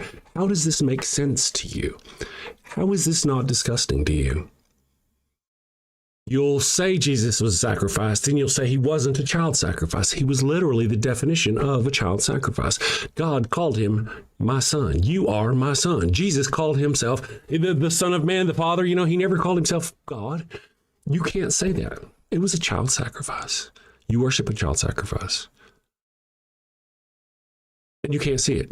You can't imagine that your God creature would do that. You don't like it. What was that king's name? The king who went after all the kids. You know how they love killing kids in the Bible. Oh, but abortion. Anyway, there was this king who went after all the kids because he had heard that the Savior, I guess, was coming and was a young boy at the time, and he had to kill him because if he managed to grow up, he was going to kill them all. So he went around killing all these baby boys. You remember that? Oh, he was a bad guy. That guy was a bad guy. He was a bad guy. But again, as discussed earlier in the show, who slaughtered all the firstborn of Egypt for nothing they had done, nothing their father had done? Nothing. The king of the nation did something wrong, and your God creature chose to slaughter all the firstborn children. The breach of the womb. The first to breach the womb. That's your God that you think is soft and fuzzy, that does something with love and peace and wisdom. You can go look through the Old Testament. You won't find the God creature doing anything with love and peace and wisdom. Most of what Jesus does doesn't really have anything to do with love and peace and wisdom. It's more about doing magic tricks and convincing people that he's a prophet. And then you have to remember, everything Jesus says ends with, or you face hell. It's a threat. Everything Jesus says is a threat. Love thy neighbor, follow my ways, love God through me, or face hell. It's all or face hell. It all ends in hell. All ends in eternal damnation. All of it. Jesus' entire thing is love and mercy with a threat. It's all a threat. The Old Testament is the God monster you face if you don't love Jesus and accept Jesus. You get the God monster. You get the wrath of the God monster. That's it. You know that's what I'm saying. You know that's what I'm saying. And why can't you go read the Old Testament and you go see if the God creature tells its people to do anything wise. I like telling the story of Moses where the God creature tells them to slaughter everybody between here and where you're going instead of softening those people's hearts, because he could do that, and telling them to welcome his people as they move through and not talk. No, he didn't do that. He didn't do that. That's one of my favorite ones. However, we're not going to talk about that one because you just heard about that one. One of my other favorite ones is the story of the Levite, where the man goes and he and his servant go to a town and the old man take them in and he has a girl with him, and the old man, all the people from the city want to rape that man and his servant. So the old man tries to pitch out his daughter, and the people out in the crowd say they won't have it. So the traveler, the Levite, he pitches out his concubine and then closes the door. It's the exact same story of Lot, but it's the other side from the angel's perspective. Anyway, it does change. So the next morning he gets up. She's been raped to death. He takes her body home, cuts it up into 12 pieces, and sends it to all the tribes of Judea.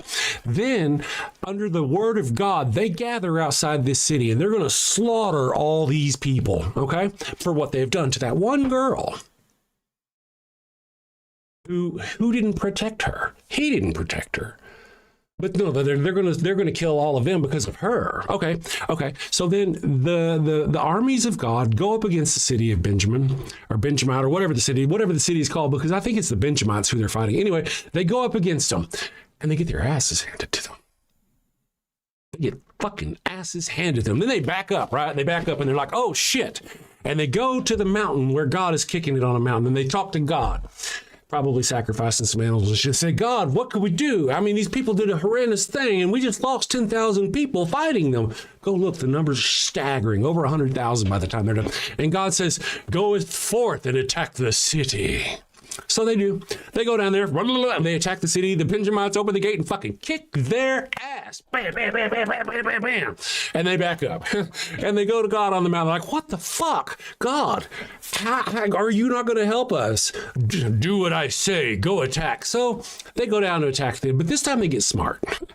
And they go and they bang on the front door. And when the Benjamites come out to kick their ass, they run away. And the Benjamites come out to get them. So the other team, some of their hidden people, move in, take the city, and they get the other people. So they finally take the city by not doing what the God creature said. But by the time the story is done, there is over 100,000 people, if I remember correctly, slaughtered. The God creature literally told them things that cost them thousands of horrific lives. Judges 19, I think. Is that Judges 19? That's your God creature.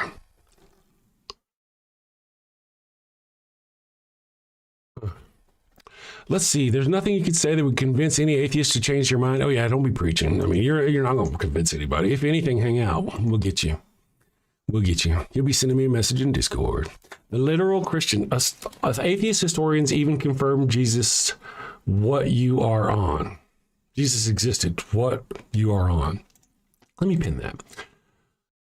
Okay. Atheist historians agree that there may have been a physical, real, live Jesus, possibly. Yeah. Okay.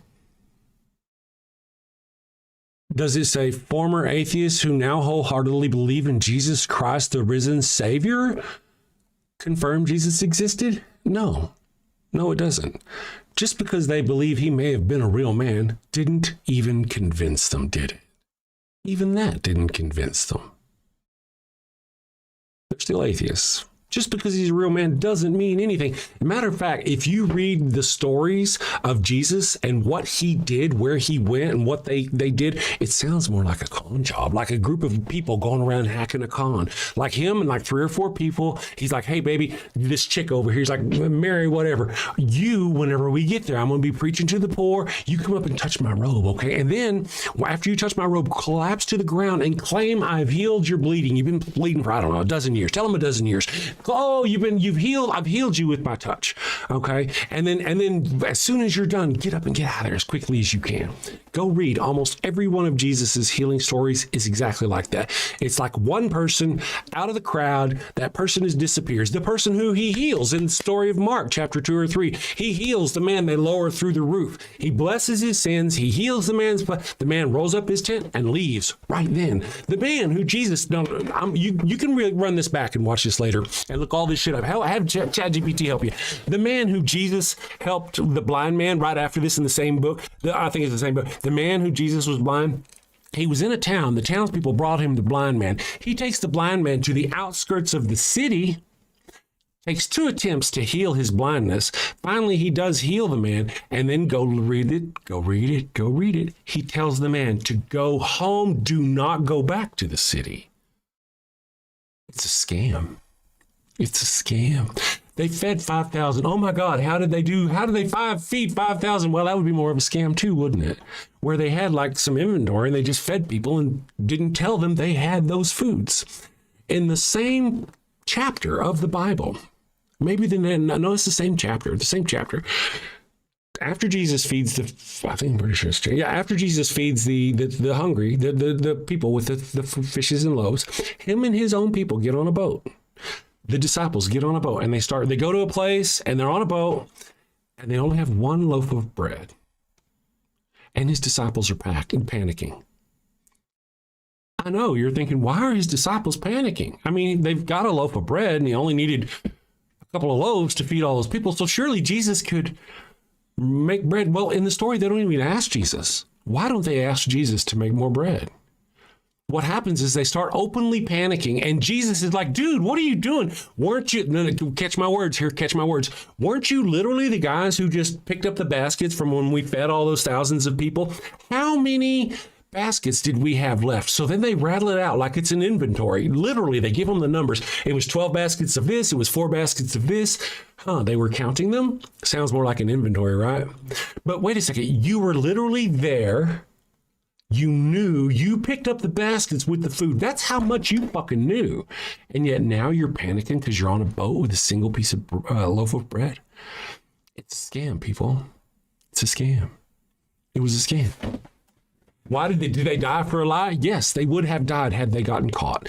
Had somebody outside the town seen Jesus and the woman talking, or Jesus and the crippled man talking before he was crippled, and then in the town going, hey, I saw them outside, it's very likely they would have died right there for a lie. They don't intend to die for a lie, but it would happen. It's more like a scam, dude. Just go check it out for yourself. Here's another thing. You're going to love this. Check this out.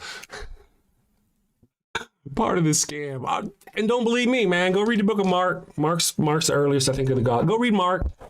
And in Mark, Jesus goes to his own hometown. And the people there who know him, it even says in the Bible, they're like, Jesus, this is Jesus. This is Jesus. The guy we saw raised up here with Mary and her brothers and all these other people. And this is the Jesus that we know. He's always been here. This is some bullshit. We don't believe you. We ain't buying it.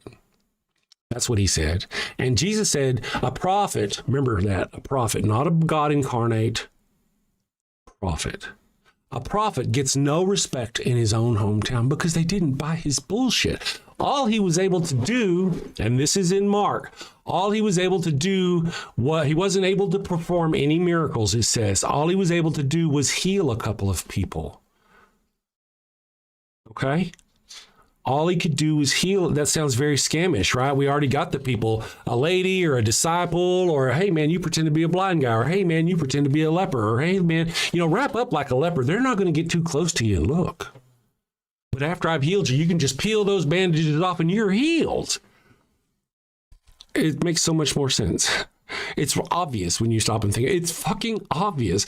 It's more like Jesus was more like Penn and Teller going around scamming people. Mark, I was reading about Jesus and Mark. He's couch surfing, living off the best of people. Him and his group are going from this place to this place to this place, and they're just like eating and just going at it. And Christians are like, no, Jesus was pious. He was poor. Yeah, he was pious and he was poor. And yet his underwear were so fine that the Romans played dice over it in order to get it. Yeah, isn't that funny? Yeah, so you kind of got to think these things through. I'm just saying. Guys, I am off to save the world. I very much appreciate you. Thank you for joining me today. Jesus was a Muslim. That's fucked up. That's funny. You guys are funny. You guys ain't right in the head. I'm just kind of want to look at the chat. I've been rambling for just a minute. JR, Mavi, Jews equal ancient war cult. Maybe, yeah. I don't remember an ancient tribe. And literally, it's not a cult at the time. We would call them a tribe back then. I don't think overall they were insidious or malevolent in their own intent, in their own view. They were just part of a group that they grew up with, their tribe. Let's see. That's why. I want to say thank you to everybody. The God of Abraham is pure evil. Thank you, Tulkas. Yeah, no doubt. We if you go back and listen, Christian friends, if you're still even here, Too Much Truth. You'll notice if you go back and watch Too Much Truth to the Christians, we'll have them in the chat going, praise your soul, I pray for you. One time they even started to have a prayer circle in my chat. But go back and look at what I said. It's all here. As soon as the show's over, I make it private right after, but I go unprivate it. Go watch it. Go look at the chapters I mentioned, the verses I mentioned, the story I mentioned. Go look at Jesus in the Garden of Gethsemane. Why would Judas have to kiss him like that? Because he was hiding like a fucking coward. But the next chapter, the next verses, in fact, in the same chapter, back that up. He lies to the priest to try to get out of whatever he's been arrested for. Go read it. He literally lies. He's trying to get out of it. He's a coward. He begged beforehand. Go look, my friends. He begged beforehand. God, 3 times in Gethsemane. Don't. I don't want to go through this. So he already knew he was going to go through it, all this business. Funny stuff. You really should look more into your religion. I'm just saying. Yeah. I'm just catching up just briefly on the chat. All right, guys. I guess I'm going to go do things, man. I hope you guys all have a great weekend. Listen. I'm a jerk. I'm an atheist jerk. But I want you to know something and know this fairly. When I was a Christian, I was still a jerk. I was just a Christian jerk. I come off hard. Say things, I go right for the throat. I go right for the, look at this. This is why. It's like Islam. Whenever I do debate Islam, it's very short and to the point. Muhammad was a pedophile. He married a little girl. What are we going to talk about? Can we get past it? I can't get past, I go right for that. Instead of dancing with any of the fuzzy little outside, always the perfect prophet or any of that bit, I don't give a fuck. I go right for the same thing, obviously. I don't deal with that because that's not my religion that's oppressing me. Christianity is. So whenever I run into a Christian in the chat, even if you're somebody who's asking honestly, sometimes I may go, oh man, what the fuck? Because I'm so used to the questions being gotchas or whatever. But I do appreciate all of you. I appreciate my fiends, my foes, my friends, heathens, all of you people. So I do hope you have a safe weekend. All of you. Oh, somebody would like to hear the Pharaoh's Curse. Can I, before you leave, I got 100 folk watching. Before you leave, I want to tell you a story. If you don't know this, we'll play the Pharaoh's Curse. Lots of people love the Pharaoh's Curse. If you don't know this, the story of Abram, the guy who created the Abrahamic religion, in Genesis chapter 12, he was afraid the Egyptian Pharaoh was going to kill him. So he used his wife as a shield, gave his wife to another man, and actually got coin, cattle, and slaves. So much so that when they left Egypt, he and Lot were so busy they had to fucking separate up. But after he gave his wife to the Pharaoh gave her back and said, hey man, what have you done? She has given me a disease. Why did you not tell me she was your wife? Abraham's wife, Sarah, gave the Pharaoh of Egypt a sexually transmitted disease. Says I, according to the text, right? I mean, it just clearly just kind of assumed that. He gave her as a sexual obelisk. Clearly, that's what it was about. And he got a cooties. Am I right? And then he gave her back and said, get the fuck out of here. Matter of fact, he told him, go look at the scripture. He told him, take everything you have and leave. Taking everything I've given you and leave. Because when somebody gives you the cooties, you don't want your shit back. You don't want anything they got because they got cooties. Go read the book. Go read the book. And then in Genesis chapter 12 or chapter 20, he does it again. He goes to another king and tries to give that king his wife as a prize for coin, cattle, and slave. But that king has a dream, and God speaks to him and says, hey, don't do it. So he confronts Abram, and Abram says, why did you say she was your sister and not your wife? He said, well, because she actually is my sister. She was his sister and his wife. The God of the Abrahamic religion, founder of the Abrahamic religion, was married to his own sister wife, and he whored her out for corn and cattle and slaves twice. And one time he gave the Pharaoh of Egypt a sexually transmitted disease. You don't have to listen to me, my friends. Go read the fucking Bible.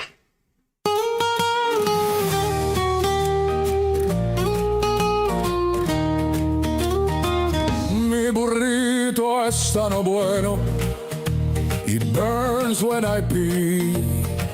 Abraham had the crotch cooties and gave his sister wife to me. El ataco bueno bueno. It stings like a bee. They told me she was his sister. Now I'm plagued between the knees. I've got the Pharaoh's curse, a case of penile plague. I've got the Pharaoh's curse, there's fire between my legs. Mi burrito está no bueno, a full bladder I fear. Abraham's lies and Sarai's touch have left me itching front to rear. Mi burrito está bueno, it burns when I pee. Abraham had the crotch cooties and gave his sister wife to me.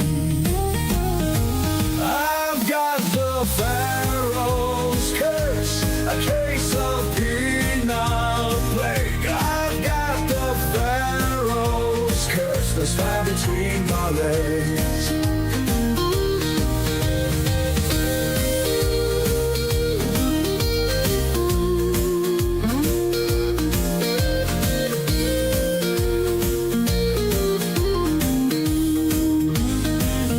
Mi burrito está no bueno, a full bladder I fear. Abraham's lies and Sarai's touch have left me itching front to rear. Mi burrito está no bueno, it burns when I pee. Abraham had the crotch cooties and gave his sister wife to me. I've got the Pharaoh's curse, a case of penile plague. I've got the Pharaoh's curse, there's fire between my legs. I've got the Pharaoh's curse, a case of penile plague. I've got the Pharaoh's curse, there's fire between my legs.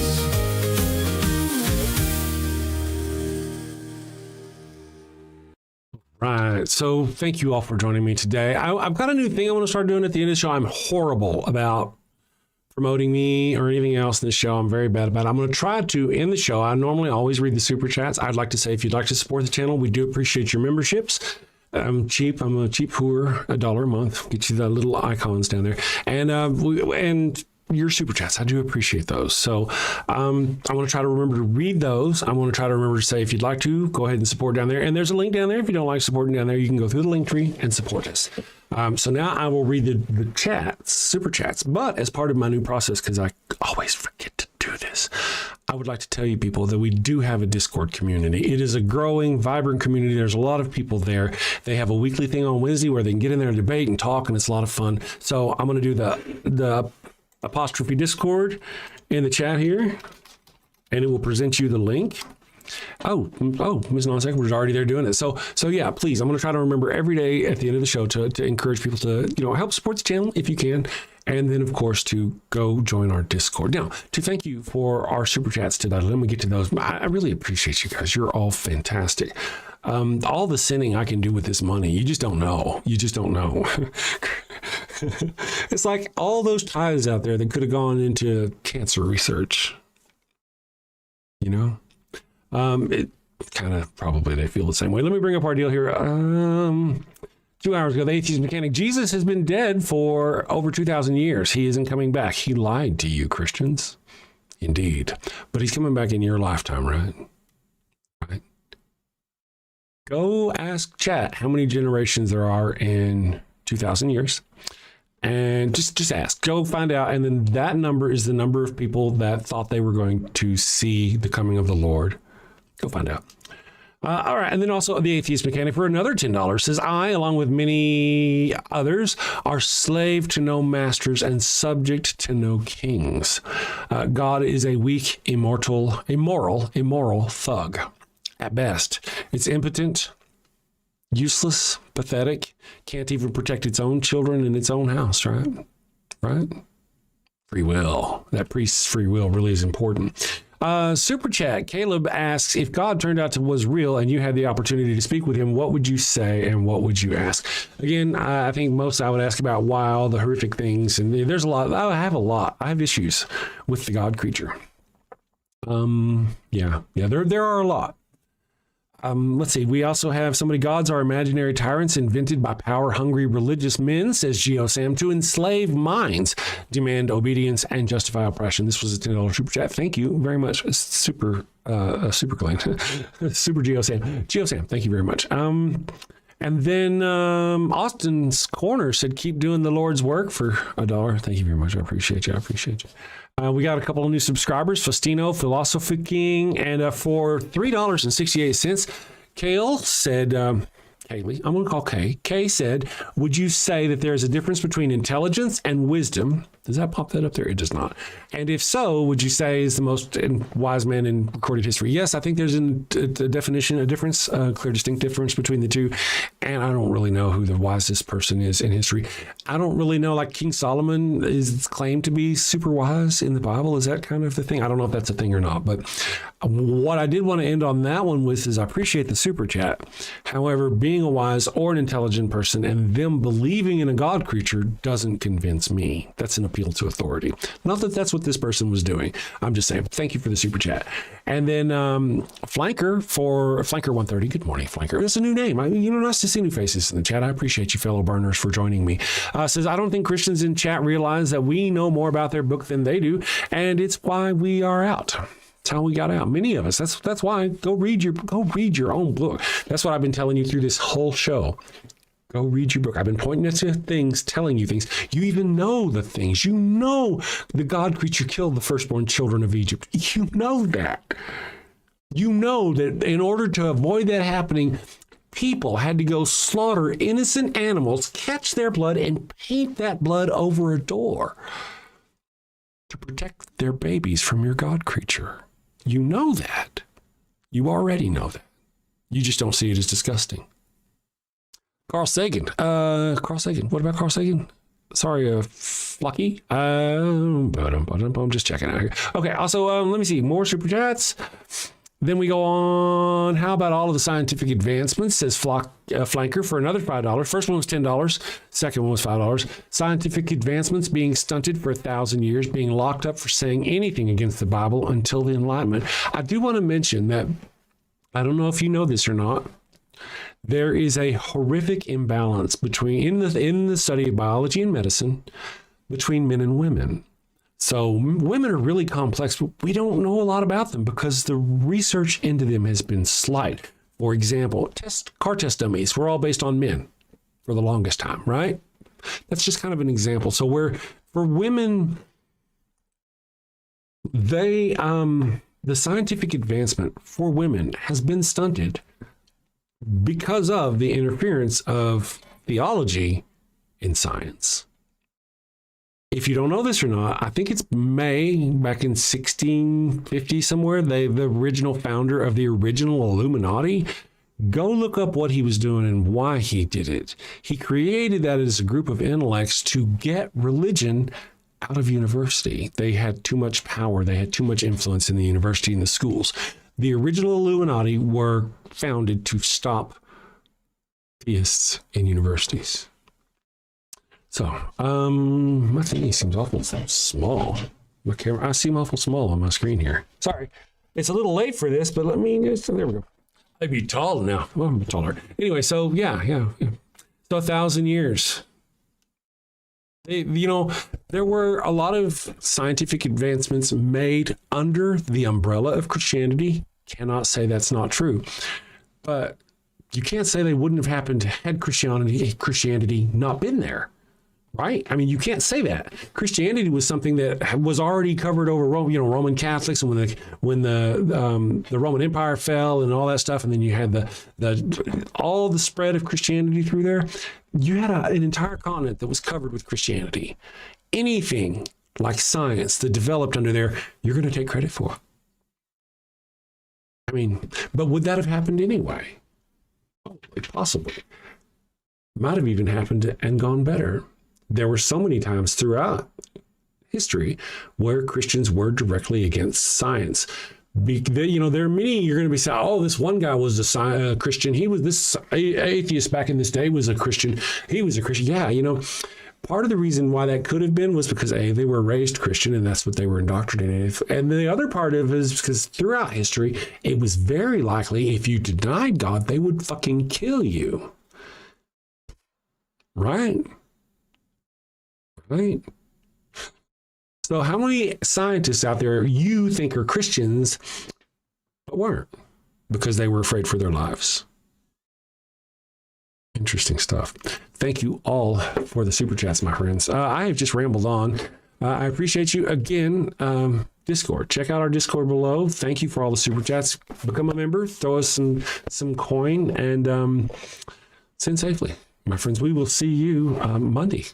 Oh, I don't even have my thing up here. Let me do this. I can do this manually. I appreciate you. Got a house that smells like old cheese and shame. Father Flanagan's flesh candles change the game. Goat-scented thrills for your soul's delight. Light it up, baby, make your room right. When you've sinned and need to atone, light a candle and avoid the stone. Smell the goat in a holy zone. Father Flanagan, here to set the tone. Confession booths, busy, no need to stress. Light a candle and forget your mess. Gross odors vanish like sins in the wind. With each wick, guess who's your new best friend? When you've sinned and need to atone, light a candle and avoid the stone. Smell the goat in a holy zone. Father Flanagan, here to set the tone.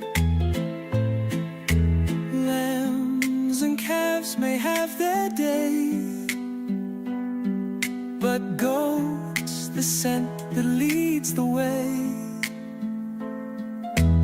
Clean your slate with a sniff so pure. Father Flanagan's got the cure. Turn your home into a saintly space. With every whiff, find redeeming grace.